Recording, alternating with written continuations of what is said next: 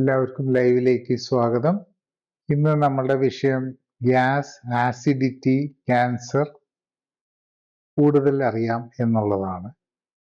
ആദ്യമായിട്ട് ഡോക്ടർ ജോളിയോട് ചോദിക്കുന്നത്, ഈ വയറ് സംബന്ധമായിട്ടുള്ള ക്യാൻസറുകൾ വളരെ കൂടുതൽ ആവുന്നു, പ്രത്യേകിച്ച് വികസിത രാജ്യങ്ങളിൽ. അപ്പം അങ്ങനെ വരുമ്പോൾ നമ്മളുടെ ഇവിടെയും അത് കൂടിക്കൊണ്ടിരിക്കുകയാണ്. നമ്മളുടെ ഇവിടുത്തെ ഡെവലപ്മെന്റ്സ് അനുസരിച്ച് അത് എന്തുകൊണ്ടാണ്? അത് കണ്ടുപിടിക്കുന്നതുകൊണ്ടാണോ അല്ലെങ്കിൽ അത് കൂടുന്നതാണോ ശരിക്കും? ഇപ്പം കണ്ടുപിടിക്കുന്നത് കൂടുന്നു എന്നുള്ളത് ഒരു സത്യമാണ്. കാരണം നമ്മൾ ഇപ്പം വെസ്റ്റേൺ കൺട്രീസിലൊക്കെ ആണെങ്കിൽ എല്ലാം 5 വർഷം കൂടുമ്പോൾ ഒരു കൊളോണോസ്കോപ്പി ഒക്കെ ചെയ്ത് കണ്ടുപിടിക്കും. പക്ഷെ ഇപ്പം ലേറ്റസ്റ്റ് ഇതിൽ പറയുന്നത് നമ്മൾ കണ്ടുപിടിക്കുന്നത് കൊണ്ട് കൂടുന്നു എന്നുള്ളത് പോലെ നമ്മൾ അഗ്രസീവ് ട്രീറ്റ്മെന്റും വരുന്നു. അപ്പൊ പല സ്റ്റഡീസും ഇപ്പം ഒരു ഡിഫറൻസ് ഓഫ് ഒപ്പീനിയൻ വന്നിരിക്കുകയാണ്.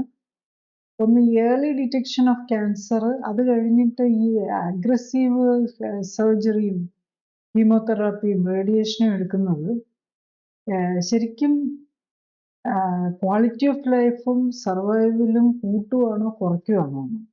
ഒരുപക്ഷെ സർവൈവലിന്റെ ഒരു എക്സ്റ്റൻസ് കൂട്ടുന്നുണ്ടെങ്കിൽ പോലും പക്ഷെ ക്വാളിറ്റി ഓഫ് ലൈഫ് കൂടുതൽ ഡൗൺ ആക്കുന്നു എന്നുള്ള ഒരു ഇതും കൂടെ വരുന്നുണ്ട്. പിന്നെ ഡെഫിനറ്റ്ലി ഇത് കൂടുന്നു. ഒന്ന് ഈ ഡയഗ്നോസ്റ്റിക് മെക്കാനിസംസ് ഉള്ളത് കൊണ്ട് കൂടുന്നുണ്ട്. പിന്നെ അതുപോലെ നമ്മുടെ ഇപ്പോഴത്തെ ലൈഫ് സ്റ്റൈൽ കാരണം എല്ലാത്തരം ക്യാൻസറുകളും കൂടുവാണ്. കാരണം ഭക്ഷണമാണല്ലോ ഇതിപ്പം നമ്മളെല്ലാം നമ്മുടെ ഉള്ളിലേക്ക് പോകുന്ന ഭക്ഷണമാണ്. അപ്പം ഭക്ഷണത്തിനകത്ത് ഒത്തിരി കെമിക്കൽസ് വരുന്നുണ്ട്.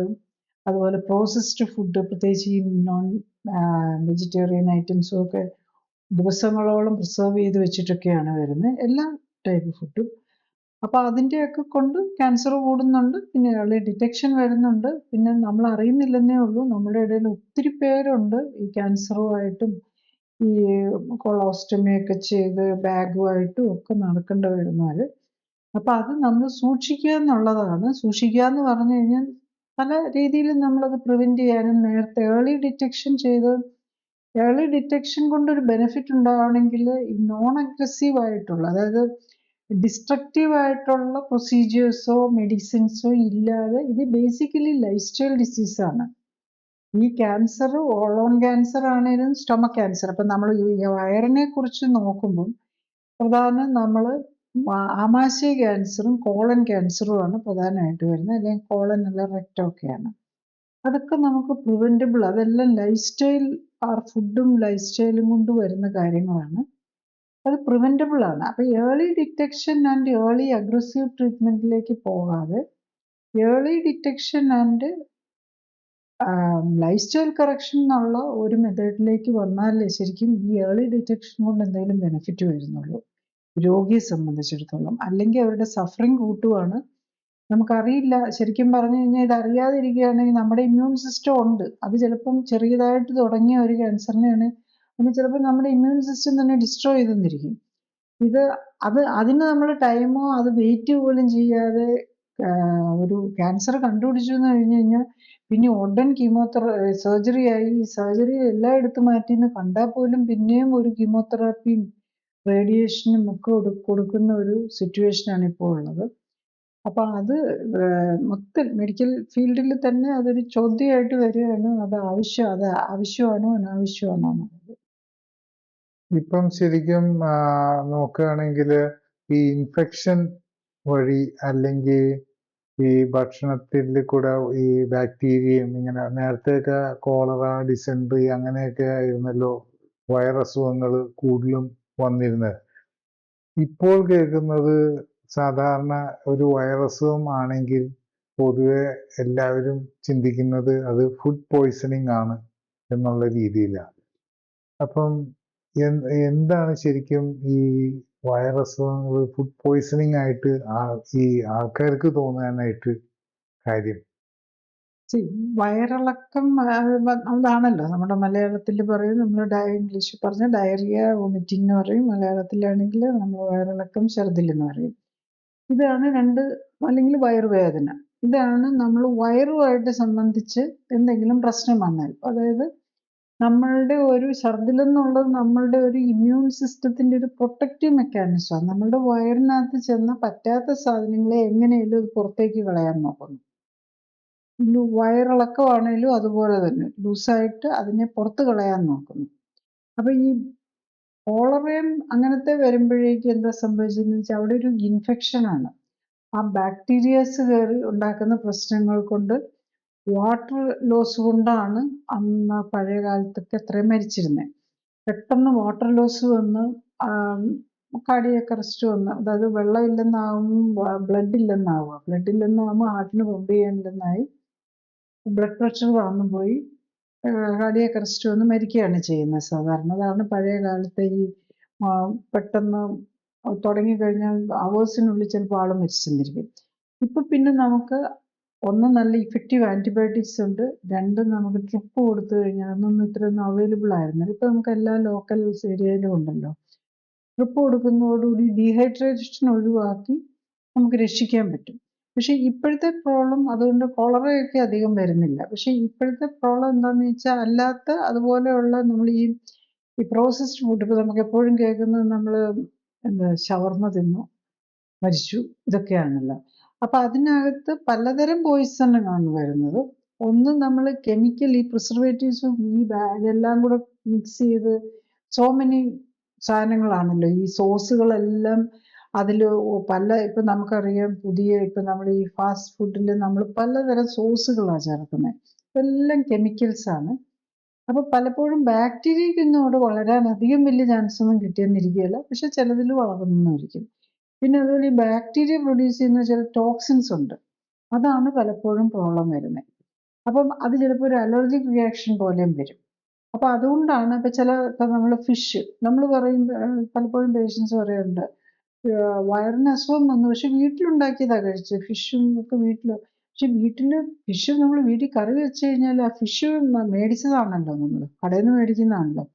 അപ്പം ഫിഷിനൊക്കെ ഒരു പ്രത്യേകത എന്താണെന്ന് വെച്ചാൽ ഓൾഡ് ഫിഷ്, അതായത് കുറച്ച് പഴകിയ ഫിഷ്, പ്രത്യേകിച്ച് ഈ പലതരം പ്രിസർവേറ്റീവ് ഒക്കെ ഇട്ട് വെച്ച് ചെയ്യാതിരിക്കാൻ വേണ്ടി വെച്ചിരിക്കുന്ന സാധനങ്ങളൊക്കെ ഇട്ട് വെച്ച് കണ്ടാൽ നന്നായിട്ടിരിക്കും, പക്ഷെ അത് കഴിച്ചു കഴിഞ്ഞാൽ വയറിന് അസ്വസ്ഥത വന്നിരിക്കും. അതുപോലെ മീറ്റ്, ഇപ്പം നമ്മൾ തന്നെ ഇവിടെ കേട്ടു പല വർഷങ്ങളായിട്ടൊക്കെയുള്ള വളരെ മോശമായ കണ്ടീഷനിൽ കെമിക്കലൊക്കെ ഇട്ട് ഫ്രോസൺ ആണെന്ന് പറഞ്ഞ് ഫ്രോസൺ അല്ലാതെയൊക്കെ വെച്ചിരിക്കുന്നത്. അതായത് നമ്മളുടെ ഇവിടുത്തെ കറണ്ട് സിസ്റ്റം ഒന്നും അത്ര ഇതൊന്നും അല്ലല്ലോ. അപ്പം അങ്ങനെയൊക്കെയുള്ള മീറ്റ് പല സ്ഥലങ്ങളിൽ നിന്ന് പിടിക്കുകയൊക്കെ ചെയ്യുന്നത്. അപ്പം നമ്മൾ സൂക്ഷിക്കേണ്ട എന്താണെന്ന് വെച്ചാൽ പുറത്തുനിന്ന് ഭക്ഷണം കഴിക്കുന്നത് നമ്മൾ സൂക്ഷിക്കുക. കഴിയുന്നതും പ്രത്യേകിച്ച് ഏറ്റവും കൂടുതൽ അത് വരാൻ സാധ്യതയുള്ള നോൺ വെജിറ്റേറിയൻ ഐറ്റം കഴിക്കുമ്പോഴാണ്. പിന്നെ യൂഷ്വലി വെജിറ്റേറിയൻ ഐറ്റംസ് ഒന്നും അത്ര അങ്ങ് പഴകിയത് വരാനുള്ള സാധ്യത കുറയുകയാണ് ചെയ്യുന്നത്. പ്രത്യേകിച്ച് നമ്മുടെ നാടൻ ഐറ്റംസ് ഒന്നും ഇങ്ങനെ പഴകി വരാൻ സാധ്യതയില്ല. അതേസമയത്ത് മറ്റുള്ള സാധനങ്ങൾ, പ്രത്യേകിച്ച് നോൺ വെജിറ്റേറിയൻ ഐറ്റംസ് ഒക്കെ കഴിക്കുമ്പോൾ അതൊക്കെ ആ മീറ്റും ഫിഷും ഒക്കെ എവിടെ നിന്ന് വന്നാണ് എങ്ങനെയുള്ളതെന്ന് നമുക്ക് അറിയാൻ പറ്റില്ല. അപ്പം നമുക്ക് റിസ്ക് കൂടുതലായിരിക്കും. അതുകൊണ്ടാണ് ഇപ്പം ഫുഡ് ഇൻഫെക്ഷൻ കൂടുന്നു, പല രീതിയിൽ. അത് നമുക്ക് വയറിന് ഭക്ഷണം കഴിഞ്ഞിട്ടോ എന്താണേലും വയറിന് അസ്വസ്ഥത വന്നു, അത് ഫുഡിന്റെ പ്രശ്നം കൊണ്ടാണെന്ന് നമ്മൾ മനസ്സിലാക്കണം. ഈ വയറ് സംബന്ധമായിട്ട് ഒരു കോമൺ ആയിട്ടുള്ള ഒരു പ്രശ്നം ഇങ്ങനെ ഈ പുളിച്ച് തികറ്റൽ പോലത്തെ ഒരു ഇഷ്യൂ വരാറുണ്ട്. ചിലർക്കാണെങ്കിൽ അത് പിന്നെ തുടരെ വരും. അപ്പം അതൊരു ഭയങ്കര ഒരു ഡിസ്റ്റർബിങ് കാര്യമായിട്ട് വരികയും ചെയ്യും. ചില സമയത്ത് ഇവർക്ക് രാത്രി ഉറക്കത്തിൽ നിന്ന് ചാടി എഴുന്നേൽക്കും. അങ്ങനെ ആ രീതിയിലേക്കും അത് ഡെവലപ്പ് ചെയ്ത് പോകുന്നതായിട്ട് കാണാറുണ്ട്. അതിന് ശരിക്കും പല രീതിയിൽ കൺട്രോൾ ചെയ്യാം, അത് അങ്ങനെ ചെയ്യാം ഇങ്ങനെ ചെയ്യാം എന്നൊക്കെ ചിന്തിച്ച് പല രീതിയിൽ ശ്രമിച്ചാലും മിക്കവാറും അത് സക്സസ്ഫുൾ ആകാറില്ലെന്നാണ് കേട്ടേക്കുന്നത്. അപ്പൊ അതിന് എന്താണ് ഒരു പോസിബിലിറ്റി? അതൊരു പലർക്കും പല കോമൺ ആയിട്ടുള്ളൊരു പ്രോബ്ലമാണ്. രാത്രി കിടന്നു കഴിഞ്ഞിട്ടായിരിക്കും പലപ്പോഴും ഈ ഗേർഡ് എന്ന് പറയുന്നത് ഈ നമ്മളുടെ നമ്മുടെ അന്നനാളം ഉണ്ടല്ലോ, അത് ചെന്ന് നമ്മളുടെ ആമാശയത്തിലേക്ക് തുറക്കുകയാണ് ചെയ്യുന്നത്. അവിടെ ഒരു ഡോറ് പോലെയുണ്ട് ആമാശയവും അന്നനാളവും തമ്മിൽ. അവിടെ ഒരു ലീക്ക് പോലെ വരികയാണ്. അതിന് ശരിക്കും ഈ അന്നനാളം ഇറങ്ങി ചെല്ലുന്നത് അവിടെ നമുക്ക് ഡയഫ്രം എന്നും പറഞ്ഞൊരു മസ്കുലാർ വാൾ ഉണ്ട്. ആ വയറിനെയും ശ്വാസകോശവും ഹാർട്ടും ഒക്കെ ഇരിക്കുന്ന thoracic cavity എന്ന് പറയും. അതായത് നെഞ്ചും വയറും തമ്മിൽ ഒരു മസിൽ വാൾ ഉണ്ട്. ശരിക്കും ഒരു ഭിത്തി പോലെ തന്നെയാണ് വയ്ക്കുന്നത്. അതിനെ തുളച്ചാണ് ഈ അന്നനാളം താഴേക്ക് വന്നിട്ട് പിന്നെയാണ് അത് ആമാശയമായിട്ട് മാറുന്നത്. അപ്പൊ അവിടെ ഒരു ആ മസിലുകൾക്ക് വീക്ക്നെസ് വരികയോ അല്ലെങ്കിൽ നമ്മുടെ വയറിനകത്ത് കൊഴുപ്പെല്ലാം കെട്ടി ഫാറ്റ് കൂടുകയോ ചെയ്തു കഴിഞ്ഞ്, ഇത് രണ്ടും കൂടെ വയറിനകത്ത് കൊഴുപ്പും കിട്ടി അതിൻ്റെ കൂടെ നമുക്ക് എക്സസൈസും ഒക്കെ കുറഞ്ഞ് ഡയഫ്രത്തിന്റെ ശേഷിയും കൂടെ കുറഞ്ഞു കഴിയുമ്പോൾ ഇത് പതുക്കെ ഒരു ഹെർണിയ വരും. അതിനാണ് നമ്മൾ പലർക്കും കാണാം, ഇതിനു വേണ്ടിയിട്ട് ഇങ്ങനെ വയറസ്വസ്ഥതകൾക്കും ഒക്കെ വേണ്ടിയിട്ട് നമ്മൾ സ്കാൻ ചെയ്യുമ്പോൾ കാണുന്നതാണ് ഹയറ്റസ് ഹെർണിയ എന്നുള്ളത്. ഈ ഹയറ്റസ് ഹെർണിയയും ഗേർഡ് എന്ന് പറയുന്ന ഗ്യാസ്ട്രിക് റീഗർജിറ്റേറ്റീവ് ഡിസീസ് എന്ന് പറഞ്ഞുള്ളൊരിതും, ഗേർഡ് എന്നാണ് നമ്മളിപ്പോൾ ഏറ്റവും എളുപ്പത്തിലുള്ളത് അങ്ങനെ തന്നെ പറയാം, അതും ഈ കുടിച്ചു തികട്ടലും എല്ലാം കണക്റ്റഡ് ആയിട്ട് പോകുന്ന കാര്യമാണ്. അപ്പൊ എന്താ സംഭവിക്കുന്നതെന്ന് വെച്ചാൽ ഈ വയറിനകത്തുള്ളത് വളരെ അസിഡിക്കാണ്. ശരിക്കും ഈ ഫുഡ് തിന്നു കഴിഞ്ഞാൽ അതിനെ ആസിഡിനകത്താക്കി നമ്മളുടെ ഗ്യാസ്ട്രിക് ആസിഡ് ഉണ്ട്, അസിഡിറ്റി എന്നാണല്ലോ എപ്പോഴും നമ്മൾ പറയുന്നത്. അത് നമ്മുടെ ഒരു പ്രൊട്ടക്റ്റീവ് മെക്കാനിസം ആയിട്ടാണ് നമ്മുടെ ആമാശയം ആസിഡ് ഉണ്ടാക്കുന്നത്. ഈ ആസിഡിന്റെ ഏറ്റവും പ്രധാന ഇത് നമ്മളുടെ ഈ ഫുഡിനെ ഡിസിൻഫെക്റ്റ് ചെയ്യുക എന്നുള്ളതാണ്. അതായത് ഈ ആസിഡ് നമ്മളുടെ ഭക്ഷണത്തിലുള്ള ബാക്ടീരിയയും വൈറസിനെയും എല്ലാം കൊല്ലണം. അതുപോലെ തന്നെ ഈ ആസിഡ് തന്നെ അതിന്റെ നമ്മൾ കഴിക്കുന്ന ഭക്ഷണത്തിലെ പ്രോട്ടീൻ ഒക്കെ ഡിനേച്ചർ ചെയ്ത് അതിനെ അബ്സോർബിൾ ഫോർമാറ്റിലേക്ക് മാറ്റണം. അപ്പം ഇവിടെ ഭയങ്കര അസിഡിക്കാണ്. അപ്പം നമ്മുടെ ആമാശയത്തിന് ഈ ആസിഡിനെ മാനേജ് ചെയ്യാനുള്ള കപ്പാസിറ്റി ഉണ്ട്. തിക്ക് അതുപോലത്തെ പ്രത്യേക മ്യൂക്കസ് മെമ്പറൈൻ ഒക്കെയാണ് അവിടെ വെച്ചിരിക്കുന്നത്. പക്ഷെ ഈ ആസിഡിക് ആയിട്ടുള്ള ഭക്ഷണം മുകളിലേക്ക് കയറി കഴിഞ്ഞ് കഴിഞ്ഞാൽ അന്നനാളത്തിനെ കൊണ്ട് അത് താങ്ങാൻ പറ്റില്ല. പിന്നെ അത് വന്ന് നമുക്ക് ചിലപ്പം ശ്വാസകോശത്തിന്റെ സ്വനപേടകം ഉണ്ടല്ലോ അങ്ങോട്ട് വരാം. അവിടെ വരുമ്പോഴാണ് പലർക്കും ഈ സ്വരത്തിന് വ്യത്യാസം വരിക, അങ്ങനത്തെ പ്രശ്നങ്ങളൊക്കെ വരാം. പ്രത്യേകിച്ച് കൂർക്കമ്പലി ഉള്ളവർക്ക് അത് കൂടുതൽ. കാരണം ഇതിന്റെ ഈ കൂർക്കമ്പലിയുടെയും ഈ ഹയറ്റസ് ഹെർണിയയുടെയും ഒക്കെ കാരണം ഏകദേശം എല്ലാം കണക്ട് ചെയ്താ പോകുന്നത്. നമ്മുടെ നെഞ്ചിനുള്ളിലും വയറിലും തൊണ്ടയിലും എല്ലാം ഒത്തിരി ഫാറ്റ് അടിയുന്നതും വണ്ണം വെച്ച് കൊഴുപ്പ് കൂടുന്നതുമായിട്ട് റിലേറ്റഡ് ആയിട്ടാണ് ഈ കൂർക്കമ്പലി അല്ലെ സ്ലീപ്പ് അപ്നിയ, ഈ ഹയറ്റസ് ഹെർണിയ, ഇങ്ങനത്തെ. അതുപോലെ ഈവൻ അംബിലിക്കൽ ഹെർണിയ, പ്രായമാകുന്നവർക്ക് വരുന്ന പൂക്കളിന്റെ അവിടെ വരുന്ന ഹെർണിയ ഉണ്ടല്ലോ, ഇതെല്ലാം ഈ കൊഴുപ്പ് കെട്ടലുമായിട്ടും നമ്മുടെ വയറിനുള്ളിലെ പ്രഷർ കൂടുന്നതുമായിട്ട് ബന്ധപ്പെട്ടാണ് വരുന്നത്. അപ്പം ഇത് കയറി കഴിഞ്ഞു കഴിഞ്ഞാൽ ഇതിങ്ങനെ കണ്ടിന്യൂസ് ആയിട്ട് വന്നുകൊണ്ടിരുന്നു കഴിഞ്ഞാൽ ഈ ഈസോഫാഗസിന് ക്യാൻസർ വരാം. ആമാശയത്തിൽ വരുന്നത് അസിഡിറ്റി കൂടിയിട്ട് അത് ആസിഡിനെ മാനേജ് ചെയ്യാൻ പറ്റാതെ വരുന്നതുകൊണ്ട് അവിടെ അൾസറും അതുമൊക്കെ വരാം. പിന്നെ മുകളിലേക്ക് കയറി ഈ ഈസോഫാഗസിന്റെ താഴത്തെ ഭാഗത്ത് ക്യാൻസർ വരാം. പിന്നെ ഈവൻ അത് കണ്ടിന്യൂസ് ആയി കഴിയുമ്പം ഈ നമ്മുടെ ലാരിങ്സിനും ഒക്കെ ഡാമേജ് വരാം, ഈ ലാരിഞ്ചൽ ക്യാൻസറിലേക്ക്. കാരണം അവർക്കൊന്നും ആസിഡിനെ മാനേജ് ചെയ്യാൻ പറ്റില്ല, അതിന് ആ രീതിയിലല്ല അവർ ഉണ്ടാക്കിയിരിക്കുന്നത്. ഈവൻ അങ്ങനത്തെ ഈ തൊണ്ട സംബന്ധമായ ക്യാൻസറിനും ഒക്കെ സാധ്യത കൂടാവുന്നതാണ്. പിന്നെ ഏറ്റവും നമ്മൾ കാണുന്ന വേറൊരു പ്രശ്നം എന്താണെന്ന് ചോദിച്ചാൽ പലപ്പോഴും ഹാർട്ടിന്റെ പ്രോബ്ലം ആണെന്നും കരുതി നമ്മൾ ഹാർട്ട് അറ്റാക്ക് ആണെന്ന് കരുതി നമ്മൾ ചെന്ന് അപ്പൊ അതറിയാൻ വേണ്ടിയിട്ട് ഒരു ആൻജിയോഗ്രാം ചെയ്ത് നോക്കും. ഇപ്പൊ 10, 40, 50 വയസ്സൊക്കെ ഉള്ളവർക്ക് ആൻജിയോഗ്രാം ചെയ്താൽ ഡെഫിനറ്റ്ലി അവിടെ ബ്ലോക്ക് ഉണ്ടാവും. പണ്ടൊക്കെ ആണെങ്കിൽ 40-50% ബ്ലോക്കുകൾക്കൊന്നും നമ്മൾ സ്റ്റെന്റ് ഇടാറില്ല. പക്ഷെ ഇപ്പൊ ഒക്കെ ആണെങ്കിൽ 40-60 ഒക്കെ കാണുന്നവരും പലപ്പോഴും ഏതായാലും ആൻജിയോഗ്രാം ചെയ്തല്ലേ ഇപ്പൊ സ്റ്റെന്റ് ഇടും. അപ്പൊ അങ്ങനെ ഹാർട്ടിന്റെ ഒരു പ്രോബ്ലം ആയിട്ട് മാറി അതും അവിടെ ഒരു ഓവർ ട്രീറ്റ്മെന്റ് ആണ് വരുന്നത്. ഇപ്പൊ സ്റ്റെന്റ് ഇട്ടെന്ന് കരുതി നമുക്ക് ഹാർട്ടിന്റെ ആ ബ്ലോക്ക് ഒന്നും മാറുമോ, നമ്മുടെ ഹാർട്ടിന്റെ ഫ്യൂച്ചറിൽ ഒരു ഹാർട്ട് അറ്റാക്ക് വരുന്നത് പ്രിവെന്റ് ചെയ്യില്ല. അതാണ് ഇപ്പോഴത്തെ ലേറ്റസ്റ്റ് സ്റ്റഡീസ് കാണിക്കുന്നത്. നമ്മളൊരു സ്റ്റെന്റ് ഇട്ടാലോ അല്ലെ ബൈപ്പാസ് ചെയ്തെന്ന് കരുതി നമ്മളുടെ ഹാർട്ട് അറ്റാക്ക് വന്ന് മരിക്കാനുള്ള നമ്മുടെ ചാൻസ് കുറയ്ക്കുന്നില്ല എന്നാണ് ലേറ്റസ്റ്റ് സ്റ്റഡീസ് കാണിക്കുന്നത്. അപ്പൊ നമ്മൾ അൺവാണ്ടഡ് ആയിട്ട് ആവശ്യമില്ലാതെ ഒരു ഓപ്പറേഷനും കൂടെ വിധേയമാവുമായിരിക്കും ചെയ്യുന്നത്. അപ്പൊ അത് മാത്രമല്ല, ഈ സ്റ്റെന്റ് ഒക്കെ ഇട്ട് കഴിഞ്ഞാൽ, അതായത് നമ്മൾ അസിഡിറ്റി ആയിരിക്കും പ്രശ്നം. പക്ഷെ നമ്മൾ പോയി ഹാർട്ടിന്റെ പ്രശ്നം എന്ന് എഴുതി സ്റ്റെന്റ് ആയിരിക്കും ഇടുന്നത്. പക്ഷെ പിന്നെ എന്താ പറ്റുന്നത്? പിന്നെ സ്റ്റെന്റ് ഇട്ട് കഴിഞ്ഞ് കഴിഞ്ഞാൽ മിനിമം 1 ഇയറിലേക്ക്, പക്ഷെ സാധാരണ നിലയിൽ ഇത് ലൈഫ് ലോങ് ഒരു 1-2 ബ്ലഡ് തിന്നേഴ്സ്, ഈ ആസ്പിരിനും ക്ലോപ്പിഡോഗ്രലോ അല്ലെ ബ്രിലിൻഡ എന്നൊക്കെ പറഞ്ഞ പുതിയ മോഡൽസും ഒക്കെ ഇത് കഴിക്കേണ്ടി വരും. അപ്പൊ ഇത് വീണ്ടും നമ്മുടെ അസിഡിറ്റി കൂട്ടുക ചെയ്യുന്നത്. സോ നമ്മൾ കൂടുതലൊരു പ്രോബ്ലത്തിലേക്ക് മാറിപ്പോകും. അപ്പൊ അതുകൊണ്ട് അത് കറക്റ്റായിട്ട് നോക്കി അത് ചെയ്ത് കഴിഞ്ഞപ്പോൾ ഞാൻ കാണുന്നത് എന്താണെന്ന് ചോദിച്ചു കഴിഞ്ഞാൽ, ഞാൻ ചെയ്യുന്നത് ക്ലിനിക്കലി സപ്പോർട്ടഡ് ലൈഫ് സ്റ്റൈൽ കറക്ഷനാണ്. അപ്പൊ പലരും ഹാർട്ട് പേഷ്യൻ്റ് ആണെന്നൊക്കെ പറഞ്ഞ് അവർക്ക് ഹാർട്ടിന്റെ പ്രശ്നം രാത്രിയിൽ ചിലർക്കൊക്കെ ഒരു സമയം തന്നെയുണ്ട്, കൃത്യം 1 മണിക്ക് അല്ലെ 1:30ക്ക് 3 മണിക്ക് ഒക്കെ അങ്ങനെ എഴുന്നേൽക്കുന്നവരുണ്ട്. പക്ഷെ ഇത് നമ്മൾ ആ ഡയറ്റും എക്സസൈസും എല്ലാം കറക്റ്റ് ചെയ്ത് നമ്മൾ ഫുഡ് കറക്റ്റ് ചെയ്ത് കഴിയുമ്പോഴേക്കും തന്നെ ഇത് മാറുന്നുണ്ട്. അപ്പൊ അങ്ങനെ മാറുന്നുണ്ടോ എന്ന് അറിയാൻ അതാണ് എല്ലാവരും നമ്മൾ ശ്രദ്ധിക്കേണ്ടത്. ഹാർട്ടിന്റെ പെയിൻ ആണോ ഇത്, അതോ അസിഡിറ്റിയുടെ ആണോ എന്നറിയാൻ നമുക്ക് ഈ അന്റാസിഡ്സ് എന്നും പറഞ്ഞ് കുറച്ച് സിറപ്പ് പോലെയുള്ളത് കണ്ടിട്ടുണ്ടല്ലോ. അപ്പൊ അങ്ങനത്തെ ലോക്കൽ അനസ്തി പല ലെവൽ ഓഫ് അന്റാസിഡ്സ് ഉണ്ട്. അതുപോലെ ആന്റി അസിഡിറ്റി മെഡിസിൻ ഉണ്ട്. ഇതെടുത്തു കഴിഞ്ഞ് കഴിഞ്ഞാൽ കുറയുന്നുണ്ടെങ്കിൽ അത് മനസ്സിലാക്കുന്നത് അസിഡിറ്റിയുടെയാണ്.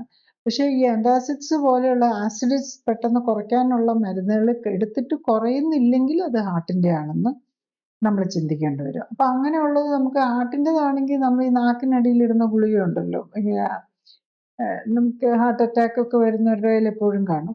ഹാർട്ടിന്റെ ആണെങ്കിൽ അതിട്ട് കഴിഞ്ഞ് കഴിഞ്ഞാൽ കുറയും, എന്നിട്ട് നമ്മൾ റെസ്റ്റ് കൊടുക്കുകയാണ്. പിന്നെ അസിഡിറ്റി ആണോ എന്ന് തിരിച്ചറിയാണെങ്കിൽ നമ്മൾ ഈ ആന്റാസിഡ്സ് പോലെയുള്ളതും ഈ പ്രോട്ടോൺ പമ്പ് ഇൻഹിബിറ്റേഴ്സ് ഒക്കെ പോലെയുള്ള മരുന്നുണ്ട്, അത് കഴിച്ചാൽ കുറയുന്നുണ്ട്. അപ്പൊ ഇത് രണ്ടും കൂടെ തിരിച്ചറിയാൻ പഠിക്കുക എന്നുള്ളതാണ് നമ്മൾ ചെയ്യേണ്ടത്.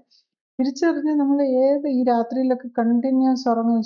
ചില പേഷ്യൻസ് ഞാൻ പറഞ്ഞു നോക്കുന്നു, രാത്രി 1 മണിയോ 2 മണിയോ ആകുമ്പോൾ എഴുന്നേറ്റ് പിന്നെ ഭയങ്കര ഗ്യാസാണ്.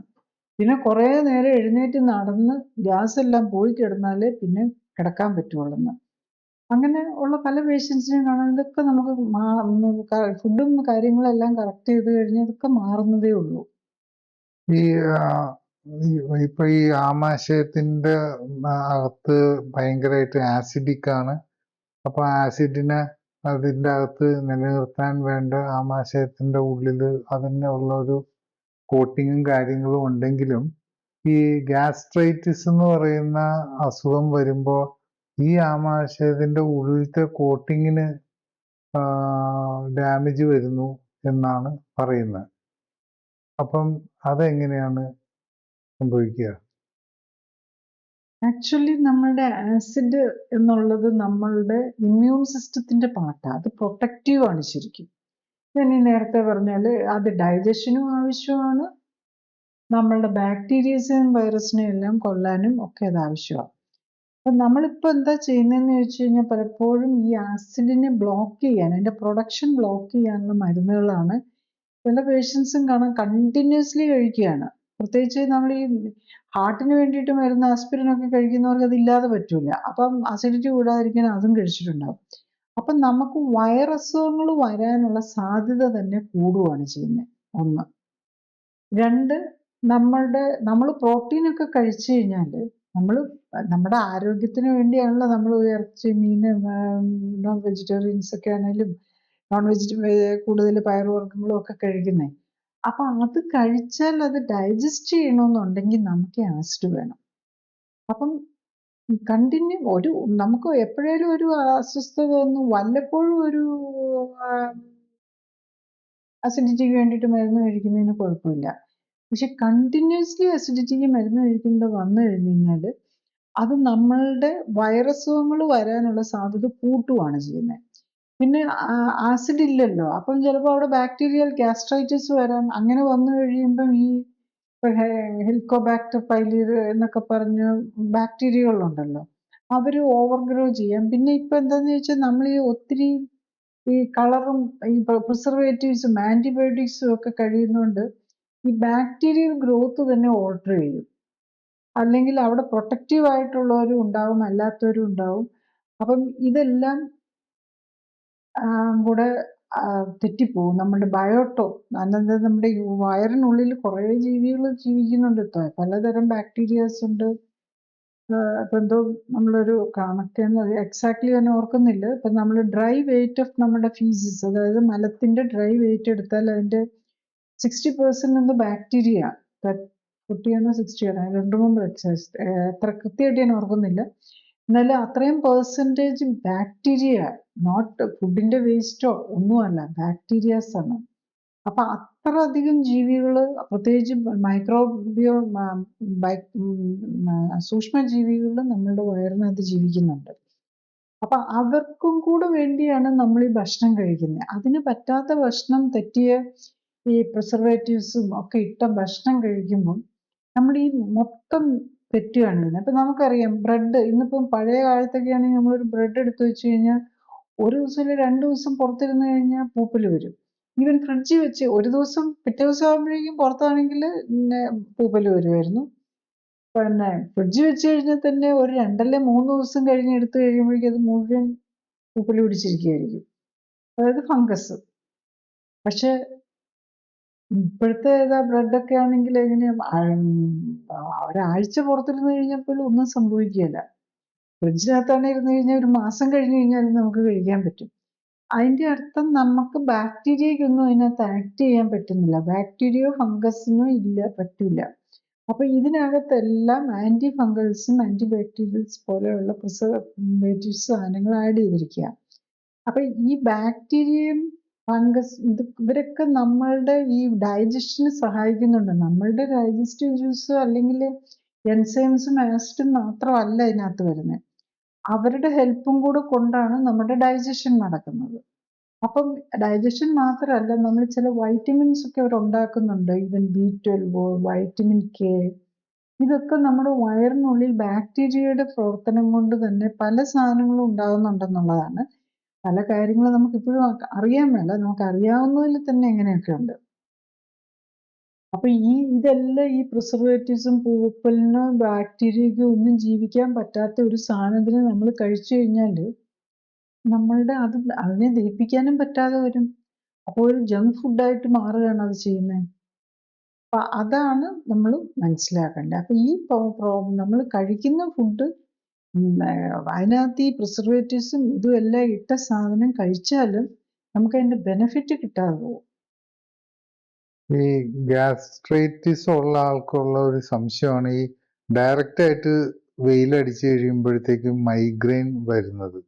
അത് ഈ ഗ്യാസ്ട്രൈറ്റിസ് ആയിട്ടോ അങ്ങനെ എന്തെങ്കിലും ആയിട്ട് ബന്ധമുണ്ടോ എന്നുള്ളതാണ് സംശയം. യെസ്, ആക്ച്വലി നമുക്കൊരു ENS എന്ന് പറയും, എൻഡറിക് നെർവ് സിസ്റ്റം. അപ്പം അതുപോലെ ഗട്ട് ബ്രെയിൻ ആക്സിസ് എന്ന് പറയും. അതായത് നമ്മുടെ ബ്രെയിനും ഗട്ട് എന്ന് പറഞ്ഞാൽ ഇൻഡസ്റ്റൈൻ, നമ്മുടെ കുടലുമായിട്ട് ഒരു നെർവസ് കണക്ടിവിറ്റി ഉണ്ട്. അപ്പൊ നമ്മളുടെ ഈ കുടലിനുള്ളിൽ തന്നെ ഒരു നെർവസ് സിസ്റ്റം ഉണ്ട്. അതായത് നമ്മുടെ തൊണ്ട മുതൽ നമ്മളുടെ ഏനസ് വരെയുള്ള ഭാഗത്തൂടെ ഒരു എൻഡറിക് നെർവ് സിസ്റ്റം ഉണ്ട്. അതിന് ബ്രെയിനുമായിട്ടൊരു കണക്ഷൻ ഉണ്ട്. അപ്പൊ നമ്മളൊന്ന് ശ്രദ്ധിച്ചാൽ അറിയാം, ഒരാൾക്കൊരു മൈഗ്രെയിൻ വന്നു കഴിഞ്ഞാൽ ഛർദ്ദിച്ചു പോയി കഴിയുമ്പോൾ അവരുടെ തലവേദന പോകും. അതിന്റെ കാരണം എന്താന്ന് ചോദിച്ചാൽ അവരെ കഴിച്ച ഫുഡാണ് അവരുടെ തലവേദന ട്രിഗർ ചെയ്തിരിക്കുന്നത്. അപ്പൊ നമ്മൾ പലപ്പോഴും കാണാറുണ്ട് മൈഗ്രെയിനിന് വേണ്ടിയിട്ട് മരുന്ന് കഴിച്ചുകൊണ്ടിരിക്കുകയാണ്. അത് പ്രൊഫൈൽ മൈഗ്രെയിൻ വരുമ്പോൾ കഴിക്കുന്ന മരുന്നുണ്ട്, അതുകൂടാതെ മൈഗ്രെയിനിന് പ്രൊഫൈലാക്റ്റിക് ആയിട്ട്, അതായത് വരാതിരിക്കാനുള്ള മരുന്നുണ്ട്. അപ്പൊ ഇങ്ങനെ ശരിക്കും സഫർ ചെയ്തിരിക്കുന്ന പേഷ്യൻസിനെ നമ്മൾ കാണാറുണ്ട്. ഈ വരാതിരിക്കാനുള്ള മരുന്നും കഴിക്കും, എന്നാലും ആഴ്ച 2-3 പ്രാവശ്യം വരുന്നതിനുള്ള മരുന്നും കഴിക്കണ്ടേ. ഓൾമോസ്റ്റ് ഡെയിലി എന്ന് പറഞ്ഞ പോലെ ഒക്കെ അത്ര സിവിയർ ആയിട്ടുള്ളവരെയും കാണാറുണ്ട്. അപ്പം നമ്മള് അവരുടെ ചില ഫുഡായിരിക്കും അവരെ ഈ വേദന ട്രിഗർ ചെയ്യുന്നത്. അപ്പൊ ഈ ഫുഡ് തന്നെയായിരിക്കും അവർക്ക് ഗ്യാസ്ട്രൈറ്റിസും ഉണ്ടാക്കുന്നത്. ഇപ്പൊ അദ്ദേഹത്തിന് ഗ്യാസ്ട്രൈറ്റിസും ഉണ്ട്, തലവേദനയുണ്ട്. അപ്പൊ ഇത് രണ്ടും കണക്റ്റഡ് ആണ് ആക്ച്വലി. രണ്ടിന്റെ റീസൺ ഒന്നായിരിക്കും, പറ്റാത്ത ഫുഡായിരിക്കും. അപ്പൊ ഇത് കറക്റ്റ് ചെയ്ത് കഴിഞ്ഞാൽ ഗ്യാസ്ട്രൈറ്റിസും പോവും, തലവേദനയും പോവും. അപ്പൊ നമ്മളിങ്ങനെ കണ്ടിന്യൂസ്ലി മരുന്നൊക്കെ കഴിച്ചുകൊണ്ടിരിക്കുന്നവരെ നമ്മൾ ഇത് കറക്റ്റ് ചെയ്ത് കഴിഞ്ഞിട്ട് ആവശ്യമുണ്ടെങ്കിൽ മാത്രം കുറച്ചുകൂടെ, അതൊക്കെ ഭയങ്കര സ്ട്രോങ് തലവേദനയ്ക്കുള്ള മരുന്നുകളായിരിക്കും കഴിക്കുന്നത്. അപ്പോൾ അത് കഴിഞ്ഞ് കുറച്ചുകൂടി ലൈറ്റർ ആയിട്ടുള്ള ആവശ്യമുണ്ടെങ്കിൽ കഴിക്കാൻ വേണ്ടി മിക്കവാറും 2-3 ആഴ്ചയ്ക്കുള്ളിൽ കറക്റ്റായിട്ട് നോക്കുന്ന പേഷ്യൻസ് ആണെങ്കിൽ 2-3 ആഴ്ചയ്ക്കുള്ളിൽ പിന്നെ മരുന്നിൻ്റെ തന്നെ ആവശ്യം വരികയില്ല. എല്ലാ പ്രൊഫിലാക്റ്റിക്കും നിർത്താം, ആവശ്യത്തിന് വേണ്ടിയിട്ട് കഴിക്കുന്ന നിർത്തിക്കൊണ്ടുവരാം. യൂഷ്വലി ഇത്തരം കാര്യങ്ങൾക്ക് നമ്മൾ ഈ മരുന്ന് കഴിക്കുന്നവർക്ക് ജീവിതശൈലിയായിട്ട് ബന്ധപ്പെട്ട് ഏത് രോഗമാണെങ്കിലും രോഗലക്ഷണങ്ങൾക്ക് വേണ്ടിയിട്ട്, അതായത് നമ്മൾ ഈ കഴിക്കുന്ന മരുന്നുകളെല്ലാം രോഗലക്ഷണങ്ങൾക്ക് വേണ്ടിയിട്ടാണ് കഴിക്കുന്നത്. രോഗലക്ഷണം മാറ്റാൻ, അതായത് നമ്മുടെ അസ്വസ്ഥതകൾ മാറ്റാൻ. ഇപ്പം പ്രഷർ ആണേലും കൊളസ്ട്രോൾ മറ്റേത് രോഗലക്ഷണമാണല്ലോ. ഇപ്പൊ പ്രഷർ നമ്മൾ നോക്കുമ്പോൾ കാണുന്ന ലക്ഷണം, അതുപോലെ ഡയബറ്റിക് ആണെങ്കിൽ ഗ്ലൂക്കോസ് ഉണ്ടെന്നുള്ളത്. ഇതെല്ലാം നമുക്ക് ലൈഫ് സ്റ്റൈൽ കറക്റ്റ് ചെയ്യാൻ എത്ര തരം മരുന്ന് കഴിക്കുന്നവരുടെ ആണെങ്കിലും മിക്കവാറും മരുന്നുകളെല്ലാം തന്നെ വിതിൻ എ മന്ത് നമുക്ക് കുറയ്ക്കാൻ പറ്റും എന്നുള്ളതാണ്. അത്ര ഇമ്പോർട്ടൻ്റ് ആണ് ഭക്ഷണവും നമ്മളുടെ രോഗങ്ങളും തമ്മിലുള്ള ബന്ധം മനസ്സിലാക്കുക എന്നുള്ളതാണ് അതിനകത്ത് വേണ്ടത്. അത് മനസ്സിലാകുന്നില്ല പലർക്കും. ഈവൻ ഡോക്ടേഴ്സ് നമ്മൾ മെഡിക്കൽ പ്രൊഫഷൻസ് നമ്മൾ പഠിക്കുന്ന മരുന്ന് എങ്ങനെ ഹാൻഡിൽ ചെയ്യാം, എങ്ങനെ മെഡിസിൻ ഉപയോഗിക്കാം, അല്ലെങ്കിൽ എങ്ങനെ ഓപ്പറേഷൻ ചെയ്യാം എന്നുള്ളതാണ്. അപ്പൊ അവിടെയും ഈ ഫുഡുമായിട്ടുള്ള റിലേഷൻ നമ്മൾ ഒരു ലാസ്റ്റ് 50 years ആയിട്ട്, അതിനു മുമ്പ് പക്ഷെ നമ്മളുടെ ഈ ആയുർവേദത്തിലും ഒക്കെ ഭക്ഷണത്തിന് ഒത്തിരി പഥ്യമൊക്കെ ഉണ്ടായിരുന്നു. അപ്പൊ ആ പഥ്യത്തിനൊക്കെ ഒരു കാര്യമില്ല, അതെല്ലാം ഒരു അൺസയന്റിഫിക് ആണ് എന്നുള്ളതായിരുന്നു ഒരു കാലത്ത്. പ്രത്യേകിച്ച് ഞാനൊക്കെ മെഡിസിൻ ചേരുന്നൊക്കെ കാലത്ത് നമ്മൾ ആയുർവേദത്തിനും അതിലൊക്കെ പഥ്യം എന്ന് പറയുന്നതൊക്കെ എന്തോ ഒരു മോശമായിട്ടുള്ള ഒരു കാര്യമായിട്ടാണ് നമ്മൾ ഇന്നൊക്കെ എടുത്തിരുന്നത്. പക്ഷെ ഇപ്പം മോഡേൺ സയൻസിന് തന്നെ മനസ്സിലായി ഭക്ഷണമാണ് ഇതിനകത്തെല്ലാം. ഇപ്പം ഫുഡാണ് നമ്മൾ ഏത് രോഗത്തിന്റെ എടുത്തായാലും ഫസ്റ്റ് ലൈൻ ഓഫ് മാനേജ്മെന്റ് ആയിട്ട് പറയുന്ന ഫുഡും എക്സസൈസും ആണ്. അത് പറ്റാതെ വന്നാൽ മാത്രം, അത് പറ്റാതെ വന്നെന്ന് പറഞ്ഞാൽ രോഗിക്ക് അതിന് പറ്റുന്നില്ലെങ്കിൽ, ആക്ച്വലി അത് കറക്റ്റായിട്ട് ചെയ്യുകയാണെങ്കിൽ എല്ലാ രോഗവും അത് വെച്ച് മാറ്റാൻ പറ്റുന്നതേ ഉള്ളൂ. പക്ഷെ അല്ലെങ്കിൽ അത്യാവശ്യം ആ ഇനീഷ്യൽ സ്റ്റേജിലെ സിംറ്റം അസ്വസ്ഥതകൾ കുറയ്ക്കാൻ എടുത്ത് മാറ്റാവുന്നതേ ഉള്ളൂ. പക്ഷെ അത് നമ്മൾ പേഷ്യൻസ് അതിന് വില്ലിങ് അല്ലാത്തത് കൊണ്ടാണ് ഡോക്ടർമാർ മരുന്ന് കൊടുക്കേണ്ടി വരുന്നത്. അപ്പം മോഡേൺ മെഡിസിൻ ഡോക്ടറിന്റെ അടുത്ത് പോയാൽ നമ്മൾ അവര് എക്സസൈസ് ചെയ്യാനും ഫുഡ് കൺട്രോൾ ചെയ്യാനും പറഞ്ഞ ആർക്കും പേഷ്യൻസിന് തന്നെ ഇഷ്ടപ്പെടുകയില്ല. അപ്പൊ അങ്ങനെ ആയതുകൊണ്ട് ഡോക്ടേഴ്സ് അത് പറയുകയില്ല. കാരണം അവരെ കാണാൻ ചെല്ലുന്നത് തന്നെ, അല്ലെ കൺസൾട്ടേഷന് ചെല്ലുന്നത് തന്നെ മരുന്നിന് വേണ്ടിയാ, ആ ഒരു കൺസെപ്റ്റാണ്. അപ്പൊ അവിടെ ആരും റിസപ്റ്റീവും അല്ല ലൈഫ് സ്റ്റൈൽ കറക്റ്റ് ചെയ്യാനായിട്ടുള്ള. അതുകൊണ്ട് അപ്പം ഡോക്ടേഴ്സിനെ കുറ്റം പറഞ്ഞിട്ടോ മോഡേൺ മെഡിസിനെ കുറ്റം പറഞ്ഞിട്ടോ കാര്യമില്ല. മോഡേൺ മെഡിസിൻ്റെ first line of management life style കറക്ഷനാണ്. അതായത് ഫുഡും എക്സസൈസും വെച്ച് കറക്റ്റ് ചെയ്യുക എന്നുള്ളതാണ്. പക്ഷെ ഡോക്ടറിന്റെ അടുത്ത് ചെല്ലുന്നത് മരുന്നിന് വേണ്ടിയാ, അല്ല ഓപ്പറേഷൻ ചെയ്തത് കറക്റ്റ് ചെയ്യുക എന്നുള്ളത് കൊണ്ടാണ്. അല്ലാതെ അവിടെ ഡോക്ടർ എന്ത് പറഞ്ഞു കൊടുത്താലും ആരും മനസ്സിലാക്കുകയില്ല. അപ്പോൾ ഒരു 2-3 പേരോടൊക്കെ പറഞ്ഞു കഴിയുമ്പം പിന്നെയും മനസ്സിലാക്കാതെ വന്നു കഴിയുമ്പം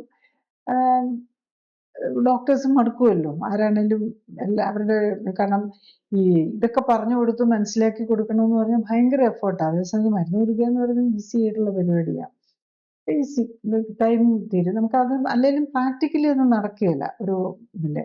പിന്നെ ഞാനിപ്പം clinically support life style correction മാത്രമാണ് ചെയ്യുന്നത്. അപ്പം അത് ഓറിയന്റഡ് ആയിട്ടാണ് പോകുന്നത്.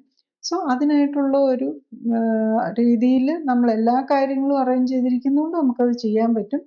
അത് മോണിറ്റർ ചെയ്ത് പേഷ്യൻ്റ് അത് കറക്റ്റായിട്ട് ചെയ്യുന്നുണ്ടോ ഇല്ലെങ്കിൽ അവരെ പറഞ്ഞ് മനസ്സിലാക്കി കൊടുത്തു കറക്റ്റ് ചെയ്യിപ്പിച്ച് നമുക്ക് കൊണ്ടുപോകാൻ പറ്റും. അങ്ങനെയുള്ള ഒരു ഒന്ന് സെറ്റപ്പ് അതിന് വേണ്ടിയിട്ട് വേണം. ഇപ്പോൾ ഡോക്ടർ ആണെങ്കിലും ആ രീതിയിലായിരിക്കണം. അതുപോലെ പേഷ്യൻ്റ്, ഏറ്റവും പ്രധാനം പേഷ്യൻ്റ് അതിലേക്ക് ഓറിയന്റഡ് ആയിരിക്കണം. എനിക്ക് ഈസി ആയിട്ട് മരുന്ന് വെച്ചിട്ട് അതങ്ങ് മാറ്റിയാൽ മതി എന്ന് പറയുന്നതല്ല. എനിക്ക് ലൈഫ് സ്റ്റൈൽ കറക്റ്റ് ചെയ്യാൻ എക്സസൈസ് ചെയ്യാൻ പറ്റില്ല, ഫുഡും കൺട്രോൾ ചെയ്യാൻ പറ്റില്ല, അങ്ങനെ പറയുന്ന പേഷ്യൻ്റ് ഉണ്ട്. എനിക്ക് ഫുഡൊന്നും നോക്കാൻ പറ്റില്ല, എക്സസൈസും ചെയ്യാൻ പറ്റില്ല. പിന്നെ ലൈഫ് സ്റ്റൈൽ കറക്റ്റ് ചെയ്യാൻ അതായത് നമ്മുടെ റൂട്ട് കോസ് ലൈഫ് സ്റ്റൈലാണെങ്കിൽ അത് കറക്റ്റ് ചെയ്യാതെ രോഗം മാറുകയില്ല. ഈ രീതിയിൽ പിന്നെ മരുന്നും ഓപ്പറേഷനും ഒക്കെ വെച്ച് നമുക്ക് കൺട്രോൾ ചെയ്ത് കൊണ്ടുപോകാൻ പറ്റും. അപ്പൊ അങ്ങനെയുള്ളവർക്കാണ്, അതായത് ലൈഫ് സ്റ്റൈൽ കറക്റ്റ് ചെയ്യാൻ മടിയുള്ളവർക്കാണ് ഈ ലോങ് ടൈം മെഡിസിൻസ് എടുക്കേണ്ടി വരുന്നത്. അപ്പൊ അവർ വില്ലിങ് ആണെങ്കിൽ ഡെഫിനറ്റ്ലി ഈ ലൈഫ് ലോങ് മെഡിക്കേഷനും ഈ ലോങ് ടൈം മെഡിക്കേഷനും ഒന്നും ആവശ്യം ഉണ്ടാവില്ല. അടുത്തൊരു കാര്യം എന്താണെന്ന് വെച്ച് കഴിഞ്ഞാല് ഈ നോമ്പെടുത്താൽ വെയിറ്റ് കുറയുമോ എന്നുള്ളതാണ് ചോദ്യം. ഏത് ടൈപ്പ് നോമ്പാണെന്ന് എനിക്ക് മനസ്സിലായില്ല. നമ്മൾ നോമ്പ് നോക്കുമ്പം നമുക്ക് വെയിറ്റ് കുറയ്ക്കാൻ ഉദ്ദേശിക്കുന്ന ആളാണെങ്കിൽ എന്താ ചെയ്യേണ്ടതെന്ന് ചോദിച്ചു കഴിഞ്ഞാൽ കാലറി കുറവുള്ള ഫുഡിലേക്ക് മാറുക. അപ്പം അത് എന്ത് കഴിക്കുന്നു എന്നുള്ളതാണ്.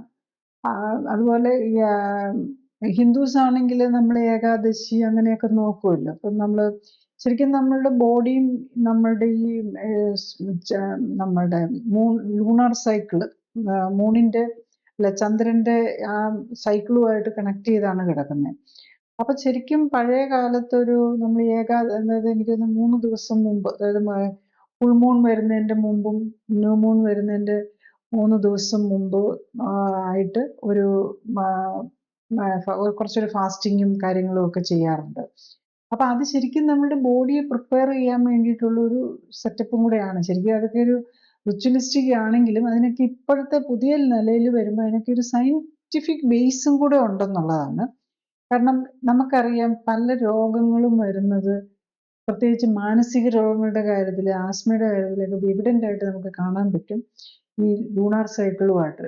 ലൂണാറ്റിക് എന്നാണല്ലോ നമ്മൾ പറയുന്നത്. അതായത് ഇംഗ്ലീഷിൽ പറയുമ്പം സൈക്കാട്രിക് ഡിസീസിന് തന്നെ ലൂണാറ്റിക് അല്ലെങ്കിൽ ലൂണി എന്നൊക്കെ നമ്മൾ വിളിപ്പേര് പോലെ പറയുന്ന ഒരിതാണ്.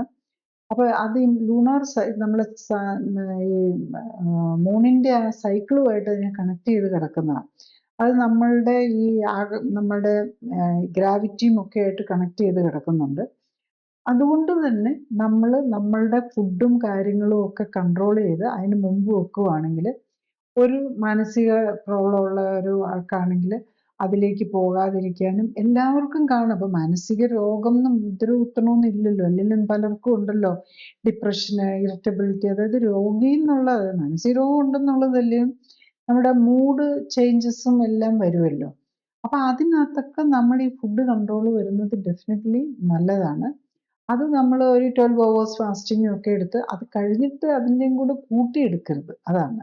അപ്പം അത് ഡേ ടൈം ഫാസ്റ്റ് ചെയ്തിട്ട് നൈറ്റിൽ ഒത്തിരി കഴിക്കുക, അല്ലെങ്കിൽ നോൺ വെജ് ഒഴിവാക്കി വെച്ചിട്ട് കൂടുതൽ അല്ലാത്ത സ്വീറ്റ്സും എല്ലാം കൂടെ എടുത്ത് കഴിക്കുക, അല്ലെങ്കിൽ ഒരു ദിവസം ഏകാദശി എടുത്തിട്ട് പിറ്റേ ദിവസം അതിൻ്റെ ഡബിളായിട്ട് കഴിക്കുക ചെയ്തിട്ട് കാര്യമില്ല. അന്ന് കഴിക്കുമ്പോൾ കുറച്ച്, ബാക്കിയുള്ള ദിവസം അതിനേക്കാളും കൂടി അന്ന് കഴിക്കാത്തതിനും കൂടെ കൂട്ടി കഴിച്ചാൽ നമുക്കൊരു വെയിറ്റ് റിഡക്ഷൻ കിട്ടിയാൽ അതപ്പോൾ ആ ബാലൻസ്ഡ് ആയിട്ട് കൊണ്ടുപോകുക എന്നുള്ളതാണ്. അപ്പം അതാണ് നമ്മൾ മനസ്സിലാക്കേണ്ടത്. നമ്മളൊരു കാലറി കുറവോ കട്ടിങ് വെച്ച് കഴിഞ്ഞ് കഴിഞ്ഞാൽ നമുക്ക് പ്രത്യേകിച്ച് ഓവർ വെയിറ്റ് ഉള്ളവർക്ക് കാലറിയാണ് കുറയ്ക്കേണ്ടത്. അതേ സമയത്ത് വൈറ്റമിൻസും മിനറൽസും ഒക്കെ ഉണ്ടെങ്കിലേ നമ്മുടെ സ്റ്റോർഡ് ഫാറ്റിനെ ഉപയോഗിക്കാൻ പറ്റുള്ളൂ. അപ്പം ആ പ്രിൻസിപ്പിൾസ് കറക്റ്റായിട്ട് മനസ്സിലാക്കിക്കൊണ്ട് ഫാസ്റ്റിംഗ് ആണെങ്കിൽ ചെയ്യുകയാണെങ്കിൽ ഫാസ്റ്റിങ്ങിൻ്റെ ഒപ്പം വെയിറ്റ് റിഡക്ഷൻ കിട്ടണമെന്നുണ്ടെങ്കിൽ ഈസി ആയിട്ട് ചെയ്യാൻ പറ്റുന്നതേ ഉള്ളൂ. ഈ വയറിന്റെ വലത്ത് മുകൾ ഭാഗത്ത് ഇങ്ങനെ അസ്വസ്ഥതയും വയറ് വീർത്തു വരുന്ന പോലെ ഫുഡ് കഴിക്കുമ്പോൾ പിന്നെ വേദന ഉണ്ടാവും ചിലപ്പോൾ. അപ്പോൾ ഈ ടെസ്റ്റൊക്കെ ചെയ്ത് കഴിഞ്ഞാൽ എല്ലാം നോർമലാണ്. അപ്പം ഇത് ഈ വയറ് സംബന്ധമായിട്ടുള്ള ഈ ഫുഡ് കഴിക്കുമ്പോഴാണ് ഇത് വരുന്നത്. അപ്പൊ അതായിട്ട് ബന്ധമുണ്ടോ എന്നുള്ളതാണ്. അങ്ങനെ ഉണ്ടെങ്കിൽ വയറിന്റെ വലത് സൈഡിലാണെങ്കിൽ അവിടെയാണ് ലിവറും ഗോൾ ബ്ലാഡറും പാൻക്രിയാസിന്റെ ഭാഗങ്ങളും ഒക്കെ അവിടെയാണ് വരുന്നത്. എല്ലാ ടെസ്റ്റൊന്നും നോർമൽ ആണെങ്കിലും ഒരു അൾട്രാസൗണ്ട് സ്കാൻ നോക്കുക, അതിൽ ഫാറ്റി ലിവർ ഉണ്ടോ എന്ന് നോക്കുക. അതുപോലെ ഗോൾ ബ്ലാഡർ സ്റ്റോണോ ഗോൾ ബ്ലാഡറിലെ പോളിപ്പ്, അതായത് അതിനകത്ത് ദശ വളരുന്ന പോലെ ഉണ്ടോ എന്നുള്ളത് നോക്കുക. പിന്നെ ലിവർ ഫങ്ഷൻ നോക്കണം, ലിവറിൻ്റെ ഫങ്ഷനിൽ എന്തെങ്കിലും കുഴപ്പമുണ്ടോ എന്ന് നോക്കണം. പിന്നെ പാൻക്രിയാറ്റൈറ്റിസ് ഉണ്ടോ എന്ന് നോക്കണം. ഇപ്പോൾ ഡയബറ്റിക് പേഷ്യൻസ് ആണെങ്കിലും അല്ലാത്തവർക്കും പാൻക്രിയാറ്റൈറ്റിസ് ഉണ്ടോ എന്ന് അറിയാൻ ലൈപ്പേസ് അമൈലീസ് എന്ന് പറഞ്ഞ ഒരു എൻസൈംസ് ആണ് നോക്കേണ്ടത്. പിന്നെ ലിവർ ഫങ്ഷനിലാണെങ്കിൽ ലിവർ ഫങ്ഷൻ ടെസ്റ്റ് എന്നും പറഞ്ഞ് കിട്ടും. ഇതിലേതെങ്കിലും അബ്നോർമൽ ഉണ്ടോ എന്നുള്ളത് നോക്കുക. പല ടെസ്റ്റും ചെയ്താലും ഇതെല്ലാം കറക്റ്റായിട്ട് ചെയ്തിട്ടുണ്ടോ എന്നുള്ളത് നോക്കുക. യൂഷ്വലി ഈ കാര്യങ്ങൾ ലിവറിൻ്റെയോ ഗോൾ ബ്ലാഡറിൻ്റെയോ അല്ലെ പാൻക്രിയാസിൻ്റെയോ കുഴപ്പം കൊണ്ടാണ് ഈ പ്രശ്നങ്ങൾ ഭക്ഷണം കഴിച്ചു കഴിയുമ്പോൾ വരിക. പിന്നെ ഉള്ളത് ആമാശയ സംബന്ധമായിട്ടുള്ളത്. അത് യൂഷ്വലി മൊത്തം സെൻട്രലിലോ അല്ലെങ്കിൽ ലെഫ്റ്റ് സൈഡിലോ ആയിട്ടായിരിക്കും കൂടുതൽ വരുന്നത്. വലത് സൈഡിലാകാനുള്ള സാധ്യത കുറവാണ്. പിന്നെ അതുകൂടാതെ പിന്നെ വരാവുന്നത് ഭക്ഷണം കഴിച്ചു കഴിഞ്ഞിട്ട് വരുമ്പം നമ്മൾ ഈ ഹാർട്ടിൽ നമുക്ക് രക്തക്കൊഴലുകളിൽ ബ്ലോക്ക് എന്ന് പറയുമല്ലോ. അതിനാണല്ലോ നമ്മൾ സ്റ്റെൻറ്റ് ഇടുന്നത്. ഹാർട്ട് അറ്റാക്ക് വരുമോ, നെഞ്ചുവേദന വന്ന് നമ്മൾ സ്റ്റെൻറ്റ് ഇടുന്നത്. ഇതുപോലെ തന്നെ നമ്മളുടെ മെസൻട്രിക് ആർട്ടറി എന്ന് പറയും. അതായത് നമ്മളുടെ ഈ വയറിലേക്കുള്ള കുടലിന് വേണ്ട രക്തം കൊടുക്കുന്ന ആർട്ടറീസ്, അതിലും ഇതുപോലെ തന്നെ ബ്ലോക്ക് വരാം. അപ്പം അങ്ങനെ ബ്ലോക്ക് ഉള്ളവർക്കും ഭക്ഷണം കഴിച്ചു കഴിയുമ്പോൾ വയറുവേദനയായിരിക്കും വരുന്നത്. അത് എക്സ്ട്രീം എത്തിയിട്ടുണ്ടെങ്കിൽ ഭയങ്കര വയറുവേദനയൊക്കെ ആയിട്ട് ചെന്ന് കഴിഞ്ഞാൽ ചിലപ്പോൾ അത് അവിടെ ബ്ലോക്ക് ഹാർട്ടിൻ്റെ വരുന്ന പോലെ തന്നെ ഹാർട്ടിന് അറ്റാക്ക് വരുന്നത് അങ്ങോട്ട് ഒട്ടും ബ്ലഡ് പോകാതിരിക്കാൻ അങ്ങനെയും സംഭവിക്കാറുണ്ട്. മെസൻട്രിക് ആർട്ടറി ബ്ലോക്ക് വരാം. ഹാർട്ടിലെ കാർഡിയാക് ഇതിൽ ബ്ലോക്ക് വരുന്ന പോലെ തന്നെ മെസൻട്രിക് ആർട്ടറിയിലും ബ്ലോക്ക് വരാം. അപ്പം ഈ പ്രശ്നങ്ങൾ വരും. അപ്പം മെസൻട്രിക് ആർട്ടറി ബ്ലോക്ക് ഉണ്ടോ എന്നുള്ളത് നമുക്ക് കണ്ടുപിടിക്കാൻ കുറച്ചും കൂടി ഇപ്പം ആൻജിയോഗ്രാഫി ഒന്നും അത്ര ഇവിടെ ഇപ്പോഴും നമ്മൾ അതിലൊന്നും ഇങ്ങനെ ചെയ്യാറില്ല. അതറിയണമെന്നുണ്ടെങ്കിൽ നമുക്ക് വാസ്കുലർ മാർക്കേഴ്സ് നോക്കണം. വാസ്കുലർ മാർക്കേഴ്സ് എന്ന് പറയുമ്പോൾ HSCRP ആണ് നമുക്കൊരു സെൻസിറ്റീവ് ആയിട്ടുള്ള ഒരു വാസ്കുലർ മാർക്കർ ആയിട്ടുള്ളത്. HSCRP, CRP അതൊക്കെ HSCRP നോക്കുമ്പോൾ അത് കൂടുതലുണ്ടെങ്കിൽ മെസൻട്രിക് ആർട്ടറിയുടെ പ്രോബ്ലം ആകാം. അങ്ങനെയുള്ളവർക്ക് ഹാർട്ടിനും ഒക്കെ ബ്ലോക്ക് ഉണ്ടാവും. അപ്പം ഇത്തരം കാര്യങ്ങൾ ടെസ്റ്റുകൾ നോക്കിയാലേ നമ്മൾ ടെസ്റ്റുകൾ നോക്കി ഒരു കുഴപ്പവും ഇല്ല എന്ന് പറയാൻ പറ്റുള്ളൂ. ഇതൊക്കെ നോക്കിയിട്ടുണ്ടോ എന്നും കൂടെ ചെക്ക് ചെയ്യുക. ഇപ്പം ഒരു കോമൺ ആയിട്ട് കേൾക്കുന്ന ഒരു അസുഖമാണ് ഈ സിലിയാക് ഡിസീസ്. ഈ സിലിയാക് ഡിസീസ് എന്താണ്, അത് എന്തുകൊണ്ടാണ് ഇപ്പം ഇങ്ങനെ കൂടുതലായിട്ട് കേൾക്കുന്നത്? സിലിയാക് ഡിസീസ് എന്ന് പറഞ്ഞു കഴിഞ്ഞാൽ നമുക്ക് ഭക്ഷണം കഴിക്കാനുള്ള ഇത് കുറഞ്ഞു പോകും, പിന്നെ ലൂസ് മോഷൻ വരും, എന്നിട്ട് ആളിന് ക്ഷീണിച്ചു പോകുന്നൊരു അസുഖമാണ്. പണ്ട് നമുക്കിതൊക്കെ എന്തിൻ്റെയാണെന്ന് അറിയത്തില്ലായിരുന്നു. അപ്പം ഞാൻ ഈ പറഞ്ഞത് ഞാൻ ഒരു 40 years ബാക്ക് ഒന്നും സിലിയാക് ഡിസീസ് എന്താണെന്നൊന്നും അറിയില്ലായിരുന്നു. പിന്നെയാണ് അത് മനസ്സിലാകുന്നത് ഗ്ലൂട്ടൻ സെൻസിറ്റിവിറ്റി ആണ്ടാണ് സിലിയാക് ഡിസീസ് വരുന്നതെന്നുള്ളത്. ഗ്ലൂട്ടൻ ഫുഡിൽ ഒഴിവാക്കിയാൽ അത് മാറും എന്നുള്ളതും തിരിച്ചാക്കാനും പറ്റും എന്നുള്ളതാണ്. അപ്പോൾ ശരിക്കും പറഞ്ഞത് ഒരു ഓട്ടോ ഇമ്മ്യൂൺ ഡിസീസാണ്. അതായത് ഓട്ടോ ഇമ്മ്യൂൺ റിയാക്ഷൻ വരുന്നത് ഗോതമ്പുണ്ടല്ലോ, ഗോതമ്പ്, മൈദ, ആർക്കും ഗോതമ്പിൽ നിന്ന് തന്നെയാണ് മൈദ, റവ ഉണ്ടാക്കുന്നതെന്ന് പലപ്പോഴും പലർക്കും അറിയില്ല. അപ്പം ഗോതമ്പ്, മൈദ, റവ, ഓട്സ്, പിന്നെ റൈ എന്ന് പറഞ്ഞത് എന്താ പറയുന്നത്, കുതിരഗോതമ്പ് എന്നൊക്കെ പറയുന്നത്. അത് പലരും കുതിരഗോതമ്പ്, നമ്മൾ ഗോതമ്പ് കഴിക്കാൻ പാടില്ലെങ്കിലും കുതിരഗോതമ്പെന്നും പറഞ്ഞ് പോയി മേടിച്ച് കഴിക്കും. അത് ഗോതമ്പ് വേറെ 2 പേരിലൊക്കെ ബക്വീറ്റ് എന്നൊക്കെ പറഞ്ഞു. അപ്പം അതും സൂക്ഷിക്കണം. അപ്പം ഇതിലൊക്കെ ഈ ഗ്ലൂട്ടൻ ഉണ്ട്. ഗ്ലൂട്ടൻ എന്ന് പറഞ്ഞാൽ അതിൽ അടങ്ങിയിരിക്കുന്ന ഒരു പ്രോട്ടീനാണ്. ആ പ്രോട്ടീൻ നമുക്ക് ബോഡിക്ക് ഇതുമായിട്ട് നമ്മുടെ ഇമ്മ്യൂൺ സിസ്റ്റം റിയാക്ട് ചെയ്യുന്നത് കൊണ്ട് നമ്മളുടെ കുടലിനെ നെഗറ്റീവായിട്ട് ബാധിച്ചു കുടലിൻ്റെ അബ്സോർപ്ഷൻ, നമ്മുടെ ഭക്ഷണം അബ്സോർബ് ചെയ്യുന്ന കുറച്ച് വില്ല എന്നൊക്കെ പറഞ്ഞ കുറേ കാര്യങ്ങളുണ്ട്. അതിൽ ഡിസ്ട്രോയ് ചെയ്യുന്നതുകൊണ്ട് വരുന്നതാണ്. പിന്നെ അപ്പം നമുക്കിപ്പോൾ എന്തുകൊണ്ടാണ് ഈ സിലിയാക് ഡിസീസ് കൂടുതൽ വരുന്നതെന്ന് ചോദിച്ചു കഴിഞ്ഞാൽ, പണ്ട് മലയാളിയുടെ ഭക്ഷണം, മെയിൻ ഭക്ഷണം അരിയും കപ്പയായിരുന്നു. പക്ഷെ ഇപ്പം നമ്മുടെ എല്ലാം മെയിൻ ഭക്ഷണം ഗോതമ്പാണ്. അപ്പം ഗോതമ്പ് പ്രത്യേകിച്ച് നമുക്ക് പറ്റാത്തതാണ്. അപ്പം ഗോതമ്പ് കഴിച്ച് ഇത്രയും കാലങ്ങളായപ്പോഴാണ് മറ്റേ സായിപ്പിൻ്റെ നാട്ടിലാണെങ്കിലും അവർക്കും അറിയില്ലായിരുന്നു. അവരും ഗോതമ്പ് കഴിക്കുന്നവരാണെങ്കിലും അവിടെയും ഗ്ലൂട്ടൻ അലർജി വെരി കോമൺ ആണ്. ഇപ്പം നമുക്ക് ലേറ്റസ്റ്റ് ആയിട്ട് മനസ്സിലാകുന്നു ഗ്ലൂട്ടൻ സീലിയാക് ഡിസീസ് മാത്രമല്ല ഉണ്ടാക്കുന്നത്, നോൺ സീലിയാക് മറ്റ് ഗ്ലൂട്ടൻ പ്രോബ്ലംസ് ഉണ്ടെന്നുള്ളതാണ്. അതിൽ ഈവൻ പല മാനസിക രോഗങ്ങൾ, ഇറിറ്റബിലിറ്റി, ഡിപ്രഷൻ, നമ്മുടെ മാനസിക രോഗങ്ങൾ, ഈവൻ മറ്റ് പല അസുഖങ്ങളുമായിട്ട് ഇതിപ്പോൾ കണക്ട് ചെയ്ത് പറയുന്നുണ്ട്. അതുകൊണ്ട് രോഗങ്ങളുണ്ടെങ്കിൽ നമ്മൾ ഗ്ലൂട്ടൻ ഒഴിവാക്കാൻ ഫസ്റ്റ് നമ്മൾ നോക്കണം. അത് മാത്രമാവണമെന്നില്ല. ഇപ്പം നമ്മൾ ഈവൻ റൈസിനോട് അലർജി ഉള്ളവർ ഒത്തിരി പേര് വരുന്നു. കാരണം എന്താണെന്ന് ചോദിച്ചാൽ ഇപ്പം നമ്മൾ ഈ റൈസൊന്നും പഴയ റൈസ് അല്ലല്ലോ, ഒത്തിരി ജനറ്റിക്കലി മോഡിഫൈഡ് റൈസൊക്കെ വന്നിട്ട് നമ്മളുടെ ബോഡിക്ക് അതുമായിട്ട് അതിനെ മനസ്സിലാക്കാൻ പറ്റുന്നില്ല. അതുകൊണ്ട് പല സാധനങ്ങളോടും ഇപ്പം പലർക്കും അലർജികൾ. അലർജി എന്ന് പറഞ്ഞാൽ നമ്മളെപ്പോഴും അലർജി എന്ന് പറയുമ്പോൾ ചൊറിഞ്ഞടിക്കുന്ന മാത്രമേ ഓർക്കും. അലർജിയെ അല്ല, ഒരു ഇൻടോളറൻസ്, ഇമ്മ്യൂണോളജിക്കൽ ഇൻടോളറൻസ് വരുന്നു പല സാധനങ്ങളോടും. അത് പലതരം രോഗങ്ങളായിട്ട് മാനിഫെസ്റ്റ് ചെയ്യുന്നുണ്ട്. അതിൽ ഒന്ന് ഈ ഗ്ലൂട്ടൻ സെൻസിറ്റിവിറ്റി, ഇത് ഈ ഗ്ലൂട്ടൻ ഉള്ള സാധനങ്ങളുമായിട്ട് ബന്ധപ്പെട്ടതാണ്. ഈ മലബന്ധത്തിന്റെ പ്രശ്നം ഈ പിള്ളേരിൽ വരുമ്പോ ഒരു സംശയം എന്താന്ന് വെച്ചാൽ അതിന് മരുന്ന് കഴിക്കേണ്ടതുണ്ടോ, മരുന്ന് ഒഴിവാക്കാൻ സാധിക്കുമോ എന്നൊക്കെയുള്ള.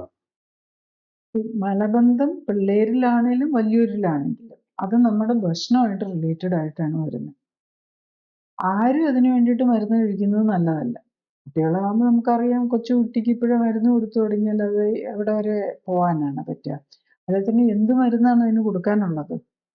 മലബന്ധത്തിന് മരുന്നെന്ന് പറഞ്ഞു കഴിഞ്ഞാൽ ഒന്ന് ബൾക്കിംഗ് ഏജൻസ് ആണ്.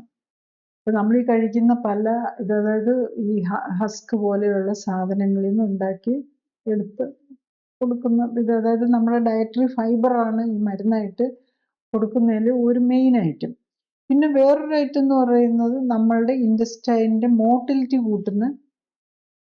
കൂട്ടാനുള്ള മരുന്നുകളാണ്. അതായത് നമ്മളുടെ ഈ മസിലാണല്ലോ ഇതെല്ലാം. ഈ ഇൻറ്റസ്റ്റൈൻ എന്ന് പറയുന്നത് മസിൽ ആക്ടിവിറ്റി, പെരിസ്റ്റാലിസിസ് എന്നാണ് അതിന് പറയുക, ആ മൂവ്മെൻറ്റ്സിന്. അതിങ്ങനെ പെരിസ്റ്റാലിസിസിന് വേണ്ടിയിട്ടുള്ളത്, ആ മസിലിൻ്റെ മൂവ്മെൻ്റാണ് അതിങ്ങനെ ചെയ്യുന്നത്. അപ്പം ആ മസിലിനെ സ്റ്റിമുലേറ്റ് ചെയ്ത് പുറത്തേക്ക് കളയാൻ ഈ രണ്ട് രീതിയിലാണ് ഇത് ചെയ്യാൻ പറ്റുക. അപ്പം നമ്മൾ എന്തിനാ ഈ മരുന്ന് മേടിച്ച് നമ്മൾ ഏതെങ്കിലും മരത്തിൻ്റെ കറയോ പൊടിയോ അല്ലെങ്കിൽ അങ്ങനത്തെ കുറേ സാധനങ്ങളാണ് നമുക്ക് ഈ മരുന്നായിട്ട് നമുക്ക് കിട്ടുന്നത്. അതാണ് കഴിക്കാൻ തന്നെ വെള്ളത്തിലൊക്കെ ഇട്ട് ഒക്കെ ഭയങ്കര ബുദ്ധിമുട്ടിയായിരിക്കും പലരും അത് കഴിക്കുന്നത്. ആ ടൈപ്പാണ്. പിന്നെ ഈ മസിലിൻ്റെ ആക്ടിവിറ്റി കൂട്ടാനുള്ളതാണ് കുറച്ചും കൂടി എളുപ്പം, ചെറിയ ഗുളിക ഫോമാറ്റിലൊക്കെ കിട്ടും. ഇതിൽ മറ്റേ ബൾക്കിംഗ് ഏജൻസ് കഴിക്കുന്നതുകൊണ്ട് വലിയ സൈഡ് ഇഫക്റ്റ് ഉണ്ടോ എന്ന് വലിയ പ്രശ്നങ്ങൾ കാണുകയില്ല. പക്ഷെ അത് കഴിക്കണ്ടേ? അതിലും നല്ലത് നമ്മുടെ ഭക്ഷണത്തിൽ കുറച്ച് ലീഫി വെജിറ്റബിൾസും ഫ്രൂട്ട്സും കുറച്ച് ഫൈബർ കണ്ടന്റ് ഉള്ള സാധനങ്ങൾ കൂട്ടുക എന്നുള്ളതാണ് നമ്മൾ ചെയ്യേണ്ടത്. ഫൈബർ എന്ന് പറഞ്ഞാൽ നമ്മൾ സാധാരണ സസ്യാഹാരത്തിൽ വരുന്നതാണ് ഫൈബർ. സസ്യാഹാരത്തിൽ ഡൈജസ്റ്റ് ചെയ്യാത്ത പാർട്ടിനെയാണ് ഡയറ്ററി ഫൈബർ എന്ന് പറയുന്നത്. അത് നമുക്ക് കൂടുതലുള്ളത് നമ്മളുടെ ഇലക്കറികളിൽ സ്റ്റെമ്മായിട്ടുള്ള ഈ തണ്ടുണ്ടല്ലോ, നമ്മൾ ഈ വാഴപ്പിണ്ടി അല്ലെങ്കിൽ വാഴപ്പൂവ് അങ്ങനെ ചിലവുണ്ട്, അധികം അത്രയും അബ്സോർബ് ചെയ്യല. അതായത് സെല്ലുലോസ്, നമ്മൾ ഈ ഇതിനകത്ത് കാർബോഹൈഡ്രേറ്റിൻ്റെ ഒരു ഫോമാണ് സെല്ലുലോസ്. സെല്ലുലോസ് നമുക്ക് ഡൈജസ്റ്റ് ചെയ്യാൻ പറ്റില്ല. അപ്പോൾ നമുക്കറിയാമല്ലോ, പശുവിന് പുല്ല് തിന്ന പശു പുല്ലാണ് ഭക്ഷണമായിട്ട് എടുക്കുന്നത്. ഈ പുല്ലിനകത്തുള്ള സെല്ലുലോസ് എല്ലാം അവർക്ക് ഡൈജസ്റ്റ് ചെയ്യാൻ പറ്റും. അപ്പം നമ്മൾ ലീഫി വെജിറ്റബിൾ കഴിക്കുമ്പോഴും നമുക്ക് ഈ സെല്ലുലോസ് നമുക്ക് ഡൈജസ്റ്റ് ചെയ്യാൻ പറ്റില്ല. അപ്പം അതൊക്കെ ഡയറ്ററി ഫൈബറായിട്ട് വരും.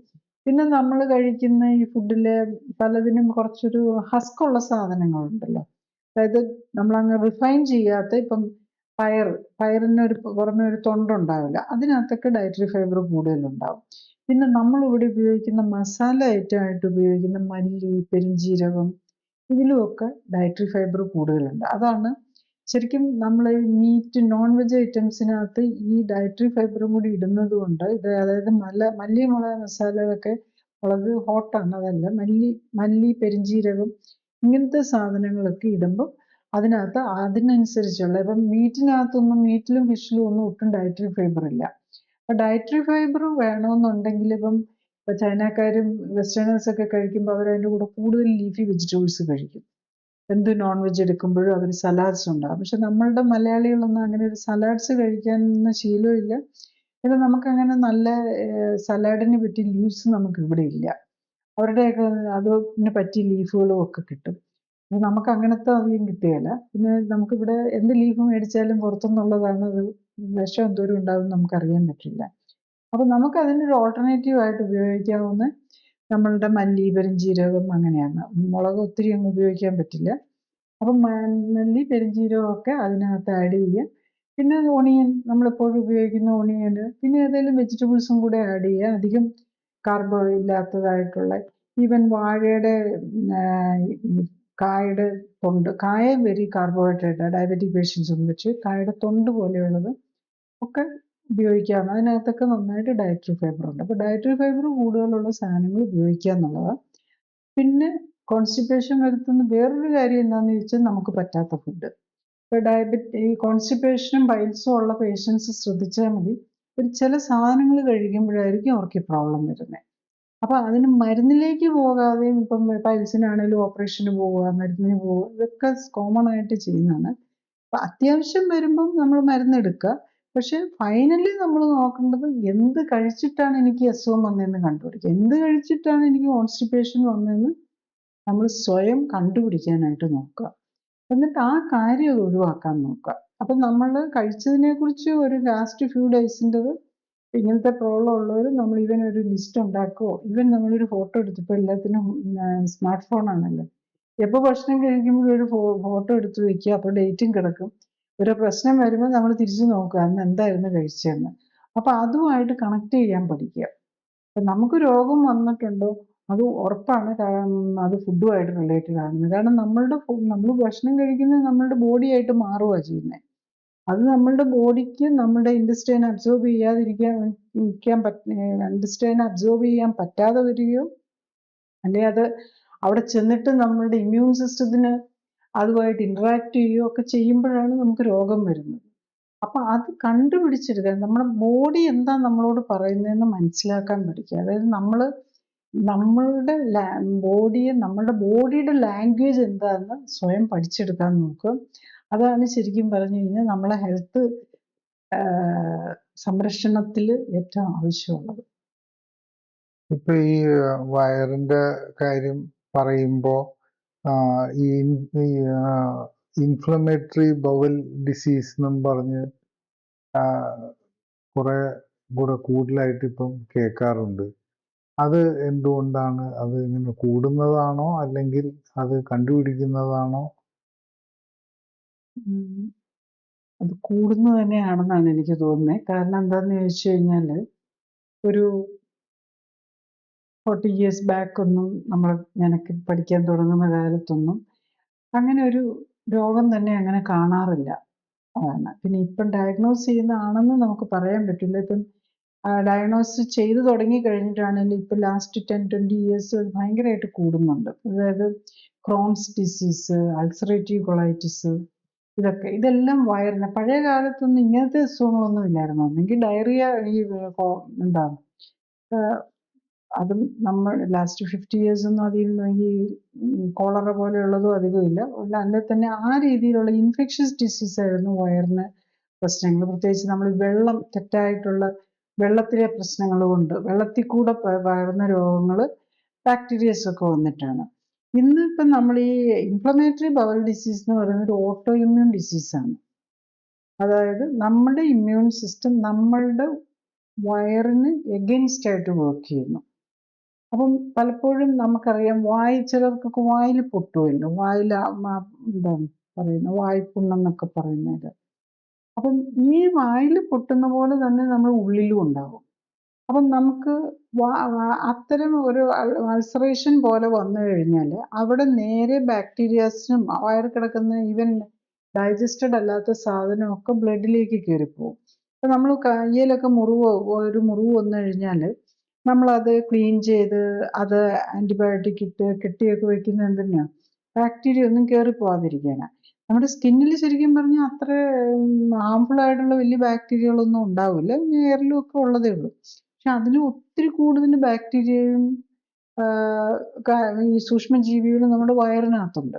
അപ്പൊ അവിടെ ഇപ്പം നമ്മൾ പറയൂല ഗ്യാസ്ട്രിക് അൾസർ, പെപ്റ്റിക് അൾസർ, ഉള്ളിൽ വരുന്ന അൾസറുകൾ അത് എല്ലാം നമ്മളുടെ രക്തക്കൊള്ളും അതുമായിട്ട് ഡയറക്റ്റ്ലി ഓപ്പൺ അപ്പ് ചെയ്തിട്ട് നമ്മൾ ദഹിക്കാത്ത സാധനങ്ങൾ കയറിപ്പോവും, ബാക്ടീരിയസ് ഉള്ളിലേക്ക് കയറിപ്പോവും.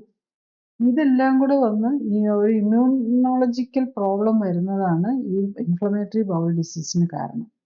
അപ്പൊ അതിൽ എന്താ ചെയ്യാൻ പറ്റുന്നതെന്ന് വെച്ചപ്പം മിക്കവാറും അങ്ങനെയുള്ളവർക്ക് ഞാൻ കാണുന്ന ഈ ഇൻഫ്ലമേറ്ററി ബവൽ ഡിസീസും പിന്നെ ILD, ഇൻഡസ്ട്രിഷ്യൽ ഫൈബ്രോസിസ്, ലങ്സിനെ ബാധിക്കുന്ന ഒരു ഓട്ടോഇമ്മ്യൂൺ ഡിസീസ് ഉണ്ട്. ഇതും തൈറോയിഡും എല്ലാം കൂടെ കൂടി ഉള്ള പേഷ്യൻസിനെ കാണാം. ഞാൻ ഒരു 35 yearsേ ഉള്ളൂ. അപ്പം ഒരു 35 year old മാൻ, അദ്ദേഹത്തിന് ഈ എല്ലാ ഇതും ഉണ്ട്. തൈറോയിഡ് ഉണ്ട്, ഇൻഡസ്ട്രിഷ്യൽ ലങ് ഡിസീസ് ഉണ്ട്, പിന്നെ ഇൻഫ്ലമേറ്ററി ബവൽ ഡിസീസ് ഉണ്ട്. ഹെവി ഡോസ് ഓഫ് മെഡിസിൻ ആണ്. ഹെവി ഡോസ് എന്ന് പറഞ്ഞു കഴിഞ്ഞാൽ ഇതെല്ലാം ഇമ്മ്യൂണോ സപ്രസൻസ് ആണ്. അതായത് നമ്മൾ സ്റ്റീറോയിഡ്സിന്റെ പോലെയുള്ള മരുന്ന്, ജസ്റ്റ് സ്റ്റീറോയിഡ് മാത്രമല്ല, സാധാ സ്റ്റീറോയിഡ് പോലെയുള്ളതുണ്ട്, പെനിസിലോൺ പോലെയുള്ളതുണ്ട്, പിന്നെ ഈ ഹെവി നമ്മൾ ഈ ഓർഗൻ ട്രാൻസ്പ്ലാന്റ് കഴിഞ്ഞിട്ടൊക്കെ കൊടുക്കുന്ന പേഷ്യൻസിന് കൊടുക്കുന്ന പോലെയൊക്കെയുള്ള സ്ട്രോങ് ഇമ്മ്യൂണോ സപ്രസൻസ് ആണ് ഇന്നെല്ലാം എടുത്തുകൊണ്ടിരിക്കുന്നത്. പിന്നെ അതിൻ്റെ കൂടെ പ്രഷറും ഉണ്ട്. So many problems. വളരെ യങ്ങുമാണ്, 30 35 37 ഇയേഴ്സ്. അപ്പൊ ഇദ്ദേഹത്തിന് ശരിക്കും പറഞ്ഞു കഴിഞ്ഞാൽ ഈ നമ്മളെ ഇത് ഡയറ്റും എക്സസൈസും ഒക്കെ, അദ്ദേഹം വലിയ ഓവർ വെയിറ്റ് ഒന്നും അല്ല. മിക്കവാറും വയറിനസുഖമുള്ളവരൊക്കെ മിക്കവാറും മെലിഞ്ഞായിരിക്കും ഇരിക്കുന്നത്. മിക്കവാറും ഓവർ വെയിറ്റിന്റെ ഒരു പ്രശ്നം കാണില്ല. പക്ഷെ ഇദ്ദേഹത്തിൻ്റെ ശരിക്കും പറഞ്ഞു കഴിഞ്ഞാൽ വിതിൻ 1 or 2 months ഒത്തിരി മരുന്നുകളുണ്ടായിരുന്നു. 2-3 months കൊണ്ട് ഓൾമോസ്റ്റ് എല്ലാ മെഡിസിൻസും നിർത്തിക്കൊണ്ടുവരാൻ പറ്റിയെന്നുള്ളതാണ്. ഇപ്പൊ മിക്കവാറും ഇത്രയും അസുഖങ്ങളുള്ളവർക്ക് ഒരു മാനസികമായിട്ടുള്ള മരുന്നിനോട് ഡിപ്പെൻഡൻസും എല്ലാം ഉണ്ട്. അദ്ദേഹത്തിന് ശരിക്കും പറഞ്ഞാൽ മരുന്നിനോട് ഡിപ്പെൻഡൻസും ഉണ്ട്. മരുന്ന് നിർത്തിയാൽ എനിക്ക് വരുമോ എന്നുള്ളൊരു ഫിയറും കൂടെ ഉണ്ടായിരുന്നു. അതുകൊണ്ട് തന്നെ നമുക്ക് കുറച്ചും കൂടെ നേരം എടുക്കേണ്ടി വന്നു. പക്ഷെ വിതിൻ 2 months 2 months ആയപ്പോഴേക്കും എന്തോ ഒരെണ്ണം മാത്രമേ ഉണ്ടായിരുന്നുള്ളൂ. എല്ലാ മരുന്നും നിർത്തിക്കൊണ്ട് വരാൻ പറ്റിയെന്നുള്ള. ILS-ന് വേണ്ടിയിട്ട് എടുത്തിരുന്ന, ലങ്സിന് വേണ്ടിയിട്ട്, അതിൻ്റെ കൂടെ ലങ്സിന് ശ്വാസം മുട്ടൽ വരുമെന്നും പറഞ്ഞ് ഡെർഫിലിനൊക്കെ പോലെയുള്ള ആസ്മയ്ക്ക് വേണ്ടിയിട്ട് എടുക്കുന്ന മരുന്നും ഒക്കെ ഉണ്ടായിരുന്നു. എല്ലാ മരുന്നും കുറച്ചുകൊണ്ടൊന്ന് നിർത്താൻ പറ്റിയെന്നുള്ളതാണ്. അപ്പം അത്രയേ ഉള്ളൂ. നമ്മൾ ഡയറ്റ് നോക്കാൻ ഇതും കറക്റ്റായിട്ട് ചെയ്യാൻ വില്ലിങ് ആണെങ്കിൽ നമുക്ക് ഇതിൽ നിന്നൊക്കെ മാറാൻ പറ്റും. ഇപ്പൊ ഈ വയറിന്റെ പ്രശ്നങ്ങൾ പറയുമ്പോ ഈ വയറിന്റെ അസുഖത്തിന് വേണ്ടി കഴിക്കുന്ന മരുന്നുകൾ കൂടാതെ പല മരുന്നുകളും ശരിക്കും വയറിന്റെ ആരോഗ്യത്തെ ബാധിക്കുന്നു എന്ന് കേട്ടിട്ടുണ്ട്. അപ്പം പ്രത്യേകിച്ച് നമ്മൾ ഈ കോമൺ ആയിട്ട് ഉപയോഗിക്കുന്ന ആന്റിബയോട്ടിക്സ്, പിന്നെ ഈ പറഞ്ഞ പോലെ മാനസിക കാര്യങ്ങളുടെ രക്ഷയ്ക്ക് വേണ്ടി ഉപയോഗിക്കുന്ന മരുന്നുകൾ, അങ്ങനെ ഒട്ടുമിക്ക മരുന്നുകളും ഈ വയറിന്റെ ആരോഗ്യത്തെ ബാധിക്കുന്നു എന്ന് പറയുന്നു. അതേസമയം ഈ പറയുന്ന പലരും 6, 8, 10, 12 ടാബ്ലറ്റും ഗുളികയൊക്കെ കഴിക്കുകയും ചെയ്യുന്നുണ്ട്. അപ്പം എങ്ങനെയാണ് നമ്മളുടെ വയറിന്റെ ആരോഗ്യം സംരക്ഷിച്ച് നമുക്ക് മരുന്ന് കഴിക്കാനായിട്ട് സാധിക്കുക? അപ്പം എന്നാലല്ലേ മരുന്നിന്റെ ഗുണം ശരിക്കും നമുക്ക് കിട്ടുള്ളൂ. മരുന്നെന്ന് പറയുന്നത് നമ്മൾ മനസ്സിലാക്കണം, അതൊരു ടോക്സിൻ പോലെയാണ്. എന്ത് മരുന്നാണെങ്കിലും നമുക്കതൊരു, നമ്മുടെ ബോഡി ഫ്രണ്ട്ലി ഒന്നും അല്ല ഒരു മരുന്നും. നമ്മളുടെ ബോഡിക്ക് വേണ്ടത് ന്യൂട്രീഷൻ മാത്രമേ ഉള്ളൂ. നമുക്ക് ഭക്ഷണത്തിനകത്തുനിന്ന് ന്യൂട്രീഷൻ മാത്രമേ ഉള്ളൂ. അതിനകത്തെ കെമിക്കലോ അതിനകത്തെ ബാക്ടീരിയ ഒന്നും നമുക്ക് വേണ്ട. നാച്ചുറലി നമ്മൾ ഭക്ഷണത്തിനകത്ത് അണുജീവികൾ ഉണ്ടാവും എന്നുള്ളത് കൊണ്ട് നമുക്ക് അതിനെ പ്രൊട്ടക്ട് ചെയ്യാൻ വേണ്ടിയിട്ടുള്ള മെക്കാനിസമാണ് നമുക്ക് ആസിഡിനെയൊക്കെ നമുക്ക് ആമാശയത്തിന് തന്നിരിക്കുന്നത്. അതാണ്. പക്ഷെ നമുക്ക് അതിനകത്ത് വരുന്ന കെമിക്കലിന് ഇന്നത്തെ നമ്മളുടെ ബോഡി ഡിസൈൻ ചെയ്യുമ്പം അല്ലെങ്കിൽ നമ്മുടെ എവല്യൂഷനിൽ ഡിസൈൻ ചെയ്യുമ്പോഴോ, അല്ലെങ്കിൽ നമ്മളെ ഇങ്ങനെ കാലാകാലങ്ങളിൽ എവല്യൂഷനിലൂടെ വന്നതാണല്ലോ നമ്മൾ സയൻസിൽ പറയുന്നത്. ഇതിലൂടെ വന്നപ്പോഴും നമുക്ക് ഈ കെമിക്കലുകൾക്ക് വേണ്ടിയിട്ട് നമ്മുടെ ബോഡി പ്രിപ്പയർഡ് അല്ല. അപ്പൊ ഇതെല്ലാം കൂടെ ചെല്ലുമ്പോൾ നമ്മൾ ഭക്ഷണത്തിലെ പ്രിസർവേറ്റീവും കളറും അഡിക്റ്റീവ്സും ടേസ്റ്റ് മേക്കേഴ്സും കളറും ഒക്കെ ആയിട്ട് ചെല്ലുന്ന സാധനമാണെങ്കിലും മരുന്നാണെങ്കിലും നമ്മുടെ വയറിന് അസ്വസ്ഥതയെ ഉണ്ടാക്കുകയുള്ളൂ. പിന്നെ ഇപ്പോൾ ഒരു വയറുവേദന വന്ന, ഒരു കോളിക്ക് പെയിൻ വന്നാൽ നമ്മൾ അതിൻ്റെ മസിൽ റിലാക്സൻസ് പോലെയൊക്കെയുള്ള ഒരു ഷോർട്ട് ടൈം മരുന്നുകളൊക്കെ നമുക്ക് എടുക്കാം. അല്ലെങ്കിൽ വയറിനൊരു ഭക്ഷണത്തിൻ്റെ കുഴപ്പം കൊണ്ടുവന്ന് ഒരു മോട്ടിലിറ്റി കുറഞ്ഞു പോയി, അല്ലെങ്കിൽ അവിടെ കെട്ടിക്കിടക്കുകയാണ്, അപ്പം നമുക്ക് ഒന്ന് കെട്ടിക്കിടക്കാതിരിക്കുക, അതിനൊന്ന് പുറത്തേക്ക് വിടാനായിട്ട് മരുന്നെടുക്കാം. അല്ലെങ്കിൽ കണ്ടിന്യൂസ് വയറിലുള്ള എല്ലാം തീർന്ന് പിന്നെയും ഡയറിയ പോലെ പോവുകയാണെങ്കിൽ അന്നേരം ആ ഡയറിയ കുറയ്ക്കാനായിട്ട് മരുന്നെടുക്കാം. ഇതൊക്കെ ഷോർട്ട് ടൈം മരുന്നുകൾ വളരെ ഇഫക്റ്റീവാണ്. അതൊക്കെ നമുക്ക് എടുക്കുന്നതിന് തകരാറില്ല. പക്ഷെ എല്ലാ ദിവസവും നമ്മൾ 4 നേരവും 3 നേരവും 3-4 ഗുളികകൾ വെച്ച് കഴിച്ചുകൊണ്ടിരുന്നു കഴിഞ്ഞാൽ ഇതെല്ലാം നമ്മുടെ സിസ്റ്റത്തെ ഡാമേജ് ചെയ്യുകയാണ്. നമ്മുടെ വയറിനെ തന്നെയാണ് ഏറ്റവും വരുന്നത്. വയറിൽ നിന്ന് നേരെ ചെല്ലുന്നത് ലിവറിലേക്കാണ്. ലിവറിന് ഡാമേജ് വരും. അത് കഴിഞ്ഞ് കഴിഞ്ഞാൽ ഹോൾ ബോഡി എല്ലാ സെല്ലിലേക്കും പോകും. പിന്നെ അത് പതുക്കെ കിഡ്നി വന്നിട്ട് അവിടെ നിന്ന് പുറത്തേക്കും കളയണം. പിന്നെ കിഡ്നിക്ക് പുറത്തേക്ക് കളയാതെ വരുമ്പോഴേക്കും സ്കിന്നി വരും. അപ്പൊ കിഡ്നിക്ക് ഡാമേജ് വരും, സ്കിന്നൊക്കെ കറുത്ത് പലരുടെയും കാണാമല്ലോ, പലർക്ക് സ്കിന്നിൽ കറുപ്പ് നിറം വരുന്നതൊക്കെ നമ്മുടെ ബോഡിയിൽ ടോക്സിൻ നിൽക്കുന്നതുകൊണ്ട് നമ്മൾ ഈ മരുന്നുകൾ കഴിക്കുന്നത് നിർത്താതെ നമ്മൾ വയറിന്റെ അസുഖം മാറണമെങ്കിലും നമ്മളുടെ മരുന്നുകൾ നിർത്തിക്കൊണ്ട് വയ്ക്കാൻ പറ്റണം. അല്ലാതെ മരുന്നുകൾ കഴിച്ചുകൊണ്ട് നമ്മൾ വയറിന്റെ അസുഖം മാറ്റാമെന്ന് പ്രതീക്ഷിക്കരുത്. അപ്പൊ അതുകൊണ്ടാണ്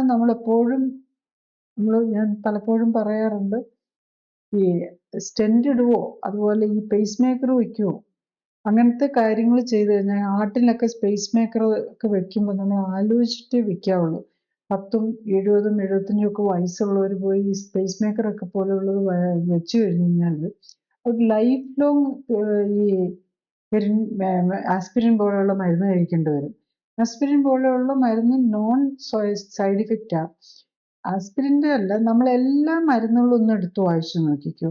അതിൽ ഒരു മരുന്നിനും തന്നെ കാണുകയില്ല വയറിന് അപ്സെറ്റ് ഉണ്ടാക്കുകയില്ല എന്നുള്ളത്. നമ്മൾ പ്രഷറിന് കഴിക്കുന്ന മരുന്നിൻ്റെയും ഷുഗറിന് കഴിക്കുന്ന മരുന്നിൻ്റെയും കൊളസ്ട്രോളിന് കഴിക്കുന്ന മരുന്നിൻ്റെയും എല്ലാത്തിൻ്റെയും കൂടെ കാണും സ്റ്റൊമക്ക് അപ്സെറ്റും ഗ്യാസ്ട്രിക് പ്രോബ്ലംസ് എന്നും പറഞ്ഞ് ഒരു സൈഡ് ഇഫക്ട്സിൻ്റെ ലിസ്റ്റിൽ ഉണ്ടാവും. അപ്പം എന്നിട്ടും നമ്മുടെ ഇത്രയൊക്കെ നമ്മൾ കഴിച്ചിട്ടും നമ്മുടെ വയർ ഇത്ര ടോളറേറ്റ് ചെയ്യുന്നുണ്ടല്ലോ എന്ന് നമ്മൾ പലപ്പോഴും പേഷ്യന്റിനെ കാണുമ്പോൾ ഓർക്കും, എങ്ങനെ ഇത്രയും മരുന്ന് കഴിക്കാൻ പറ്റുന്നു എന്ന്.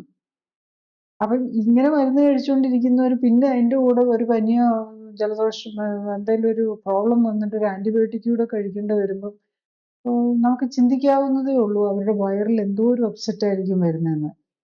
നമ്മുടെ വയറിലെ സെല്ലുകൾ അതുപോലെ അവിടെയുള്ള ജീവികൾക്കും ഇതുപോലെ ബുദ്ധിമുട്ടാണ്. നമ്മളെ ഹെൽപ്പ് ചെയ്യുന്ന ഒത്തിരി ബാക്ടീരിയാസും എല്ലാവരും അവിടെ ഉണ്ട്. അവരും ഇതെല്ലാം താങ്ങണം. ഈ കെമിക്കൽ ലോഡ് മുഴുവൻ അവരും എടുക്കേണ്ടി വരുന്നു. അപ്പം മരുന്ന് കഴിച്ച് നമ്മുടെ വൈറസുഖത്തിന് വേണ്ടിയിട്ട് മരുന്ന് കഴിച്ച് ഒരു ഷോർട്ട് ടൈം 1 വീക്ക് ഒരു ഒരാഴ്ചയൊക്കെ ആകാം. അത് കൂടുതൽ മരുന്ന് കഴിക്കേണ്ട വന്നാൽ അത് വയറിനെ കൂടുതൽ ഡാമേജ് ചെയ്യത്തുള്ളൂ. ഈ ഹയാറ്റസ് ഹെർണിയയോട് അനുബന്ധിച്ച് ഉള്ള ആസിഡിക് പ്രോബ്ലം എന്താ ചെയ്യാൻ പറ്റാമെന്നാണ്? ഞാൻ ആദ്യം പറഞ്ഞായിരുന്നു ഹയാറ്റിക് ഹെർണിയയുടെ കാരണം. അപ്പൊ ഈ ഹയാറ്റിക് ഹെർണിയ എന്ന് പറയുന്നത് ഈ ആമാശയത്തിന്റെ ഒരു ഭാഗം മുകളിലേക്ക് കയറി നെഞ്ചിനകത്തേക്ക് കയറി വരികയാണ്. അപ്പം നെഞ്ചിനകത്തേക്ക് കയറി വരുമ്പോൾ അതിൻ്റെ അവിടെ ഒരു ഡോറുണ്ട്, ആ ഡോറ് വീക്കാവുകയാണ്. അപ്പം അതിലൂടെ മുകളിലേക്ക് ലീക്ക് വന്ന് ഫുഡ് ഈ അസിഡിക് ജ്യൂസ് വയറിനകത്തുള്ള ഫുഡും അസിഡിക് സാധനങ്ങൾ മുകളിലേക്ക് കയറി വരികയാണ്. അത് നമ്മളുടെ ശ്വസനപേടകത്തിനെയും നമ്മളെ അന്നനാളത്തിനെയും എല്ലാം ഡാമേജ് ചെയ്യാം. അപ്പം അതിന് നമ്മൾ ചെയ്യാവുന്ന, അതിന് കാരണം എന്താണെന്ന് ചോദിച്ചു കഴിഞ്ഞാൽ, ഒന്നും നമ്മളുടെ ആ ഒരു വാളുണ്ട്, ഒരു മസ്കുലാർ വാളാണ് ഡയഫ്രം എന്ന് പറയുന്നത്. അത് നമ്മളുടെ ആമാശയത്തെയും നമ്മളുടെ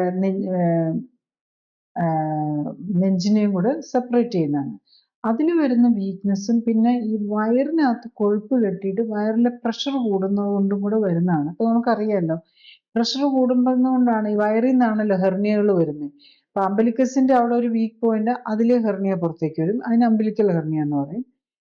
ഉള്ളിലേക്ക് പോകുന്ന ഹെർണിയാണ് ഹൈറ്റസ് ഹെർണിയ എന്ന് പറയുന്നത്.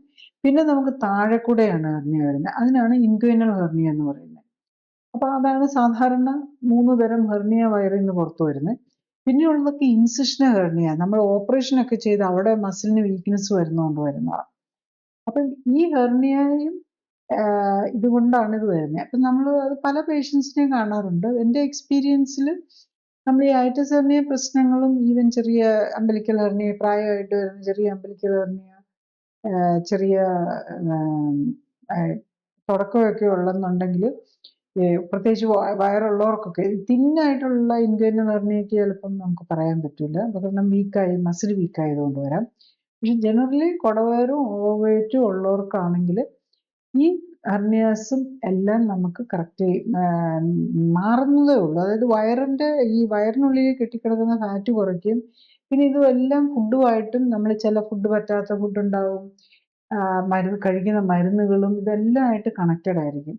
അപ്പം മരുന്നുകളും തീർന്ന് നമ്മൾ ഫുഡും കറക്റ്റ് ചെയ്ത് ഓവർ ഫാറ്റ് അടിഞ്ഞിട്ടുണ്ടെങ്കിൽ അത് മാറിക്കഴിയുമ്പോഴേക്കും മാറാവുന്നതേ ഉള്ളൂ. നമ്മൾ ഒരു പേഷ്യൻറ്റിനും തന്നെ കണ്ടിട്ടില്ല, അതായത് നമ്മളിപ്പം എൻ്റെ അടുത്ത് വരുന്ന പേഷ്യൻ്റ് അല്ലെ നമ്മൾ ഈ clinically support life style correction ചെയ്യുന്നവർ അതിനുവേണ്ടി മെൻ്റലി പ്രിപ്പയർഡ് ആയിട്ട് വരുന്നവരാണ്. അപ്പോൾ ആ മെൻ്റലി പ്രിപ്പയർഡ് ആണ്, അവർക്ക് ഫുഡും ഇതും നോക്കാമെന്നുണ്ടെങ്കിൽ നമുക്കൊരു മിക്കവാറും സിംറ്റമാറ്റിക് റിലീഫ് വിതിൻ ഒരു മാസത്തിനുള്ളിൽ, മിക്കവാറും 2 ആഴ്ച, ഒരാഴ്ച കഴിയുമ്പോൾ തന്നെ പറയും സിംറ്റമാറ്റിക് റിലീഫ് നന്നായിട്ട് കിട്ടിയിട്ടുണ്ടാവും, ഇങ്ങനെയുള്ളതിന് പ്രത്യേകിച്ച്. പിന്നെ അതങ്ങ് within A month symptomatic relief. പക്ഷെ ബോഡി കറക്റ്റ് ചെയ്യാനായിട്ട് ഒരു 3 to 6 months, നമ്മൾ യൂഷ്വലി ഒരു 3 months ആണ് ഫുൾ ക്ലിനിക്കൽ സപ്പോർട്ട് കൊടുക്കുന്നത്. പിന്നെ ഒരു 3 months അത് മെയിൻറ്റെയിൻ ചെയ്യാനും കൊടുക്കും. പിന്നെ അത് കഴിഞ്ഞാൽ അവർക്ക് സെൽഫ് മാനേജ്മെന്റിന് കേപ്പബിൾ ആക്കുക എന്നുള്ളത്, അല്ലാതെ ഇത് ലൈഫ് ലോങ് ഈ ക്ലിനിക്കൽ സപ്പോർട്ടിനെ ഡിപ്പെൻഡ് ചെയ്യിപ്പിക്കുക എന്നുള്ളതല്ല ഇതിനകത്ത് ഉദ്ദേശിക്കുന്നത്. അറ്റ് ദ ഏർലിയസ്റ്റ് ഫ്രീ ആക്കുക. അതായത് നമ്മളൊരു ബോഡിയുടെ ഒരു ബേസിക് കറക്ഷന് വേണ്ടിയിട്ട് വരുന്ന സമയമാണ് നമ്മളൊരു 3 months എന്ന് പറയുന്നത്. പിന്നെ അത് കംപ്ലീറ്റ് ആക്കുക, ഏകദേശമെങ്കിലും കംപ്ലീറ്റ് ആയിരുന്നു. പിന്നെ ചില പ്രത്യേക രോഗങ്ങളുള്ളവർക്ക് ചിലപ്പോൾ ഒരു സ്മോൾ സപ്പോർട്ടൊക്കെ വേണ്ടി വരും. പക്ഷെ ഒരു 3 to 6 months കൊണ്ട് എല്ലാവരെയും ഇൻഡിപെൻഡൻ്റ് ആക്കി പിന്നെ സാധാരണ ഫുഡിലും അത് സെൽഫായിട്ട് മാനേജ് ചെയ്യാൻ പഠിപ്പിക്കുക എന്നുള്ളതാണ് അതിനകത്ത് ഉദ്ദേശിക്കുന്നത്. അത് പേഷ്യൻ്റ് വില്ലിങ് ആയിട്ടുള്ളത് വന്നിരിക്കുന്ന ആർക്കും ഇഫക്റ്റീവ് അല്ലാതെ കണ്ടിട്ടില്ല. രോഗം എന്താണേലും, പിന്നെ എത്ര രോഗം ഉണ്ടെങ്കിലും പലരും നമുക്ക് എഴുതാൻ സ്ഥലമില്ല, നമുക്കൊരു ഇതിലൊക്കെ ഒരു സ്പേസ് ഉണ്ടല്ലോ, അത്രയധികം നമ്പർ ഓഫ് കംപ്ലൈൻറ്റ്സ് ആയിരിക്കും. ഡയബറ്റീസ് ഉണ്ടാകും, ഹൈപ്പർ ടെൻഷൻ ഉണ്ടാകും, ഹാർട്ടിന് പ്രോബ്ലം ഉണ്ടാവും, പിന്നെ അതിൻ്റെ കൂടെ അൾസർ ഉണ്ടാവും, കാലിന് തെരിപ്പുണ്ടാവും, കിഡ്നിക്ക് പ്രോബ്ലം ഉണ്ടാവും. കാരണം ഒരസുഖം തന്നെ എല്ലായിടത്തെയും ബാധിക്കുകയാണ് ചെയ്യുന്നത്. നമുക്ക് ഇപ്പൊ ഡയബറ്റീസ് എന്ന് പറഞ്ഞാൽ ഡയബറ്റീസ് ഇങ്ങനെ ഷുഗറായിട്ട് അവിടെ നിൽക്കുകയല്ല, അതെല്ലാ അവയവങ്ങളെയും ബാധിക്കുകയാണ് ചെയ്യുന്നത്. സോ എല്ലാ ഇതും ഇങ്ങനെ ബാധിച്ചിട്ടുണ്ടാവും. അപ്പൊ എല്ലാ അവയവങ്ങൾക്കും ഈ കറക്ഷൻ ചെയ്യുമ്പോൾ എല്ലാത്തിനും ബെനിഫിറ്റ് കിട്ടുന്നതായിട്ടാണ്, അല്ലാതെ ഒരാൾക്ക് മാത്രമല്ല. പിന്നെ ടോട്ടലി ഡാമേജ്ഡ് ആയി പോയിട്ടുണ്ടെങ്കിൽ നമ്മളിപ്പോൾ നമുക്കുണ്ടല്ലോ, ഒരു വണ്ടിയാണേലും ഒരു റിപ്പയറബിൾ സ്റ്റേജ് ഉണ്ടല്ലോ, ആ റിപ്പയറബിൾ സ്റ്റേജ് കഴിഞ്ഞുകൊണ്ട് ആ ലിമിറ്റേഷൻ ഉണ്ടാകും. പിന്നെ ഓരോരുത്തരുടെ ബോഡിയുടെ ഉണ്ടാവും, അവർക്ക് എത്ര ഗ്രാസ്പ് ചെയ്യാനും അവർക്ക് എത്ര ഫോളോ ചെയ്യാനും പറ്റുന്നു എന്നുള്ളത്. അപ്പോൾ ഗ്രാസ്പ് ചെയ്യാന്ന് പറഞ്ഞാൽ അത് അവരുടെ എഡ്യൂക്കേഷനോ ക്വാളിഫിക്കേഷനോ ആയിട്ടൊന്നും ബന്ധമില്ല. ഇപ്പം നമ്മൾ ഒട്ടും പഠിച്ചിട്ടില്ലാത്ത 4ാം ക്ലാസ് വരെ പഠിച്ചവരോ 10ാം ക്ലാസ് വരെ പഠിച്ചവരോ PhD കഴിഞ്ഞവരോ സൂപ്പർ സ്പെഷ്യാലിറ്റി ഡോക്ടറോ ഒന്നും തമ്മിൽ ഒരു വ്യത്യാസവും ഇല്ല. ആക്ച്വലി നമ്മൾ കാണുന്നത് ഒരു വലിയ മെഡിക്കൽ പ്രൊഫഷണൽസിനേക്കാളും അല്ലെങ്കിൽ കൂടുതൽ അറിവുള്ളവരെക്കാളും സാധാരണക്കാരാണ് കുറച്ചും കൂടെ ബെറ്റർ ആയിട്ട് ഏറ്റവും ബെസ്റ്റ് പെർഫോമൻസ് കിട്ടുന്ന സാധാരണക്കാർക്കാണ്. അതിന് ഒത്തിരി വിദ്യാഭ്യാസം ഒന്നും വേണ്ട, അവർക്ക് ഒരു കോമൺ സെൻസ് ഉണ്ടാവണം, നമുക്ക് കറക്റ്റ് ചെയ്യണമെന്നുള്ള ആഗ്രഹം ഉണ്ടാവണം, അത്ര മതിയാവും. നമ്മളുടെ സമയം ഇവിടെ അവസാനിക്കുകയായി. അടുത്ത ആഴ്ച ഇതേ സമയം വേറൊരു വിഷയവുമായിട്ട് വരുന്നതായിരിക്കും. നന്ദി, നമസ്കാരം.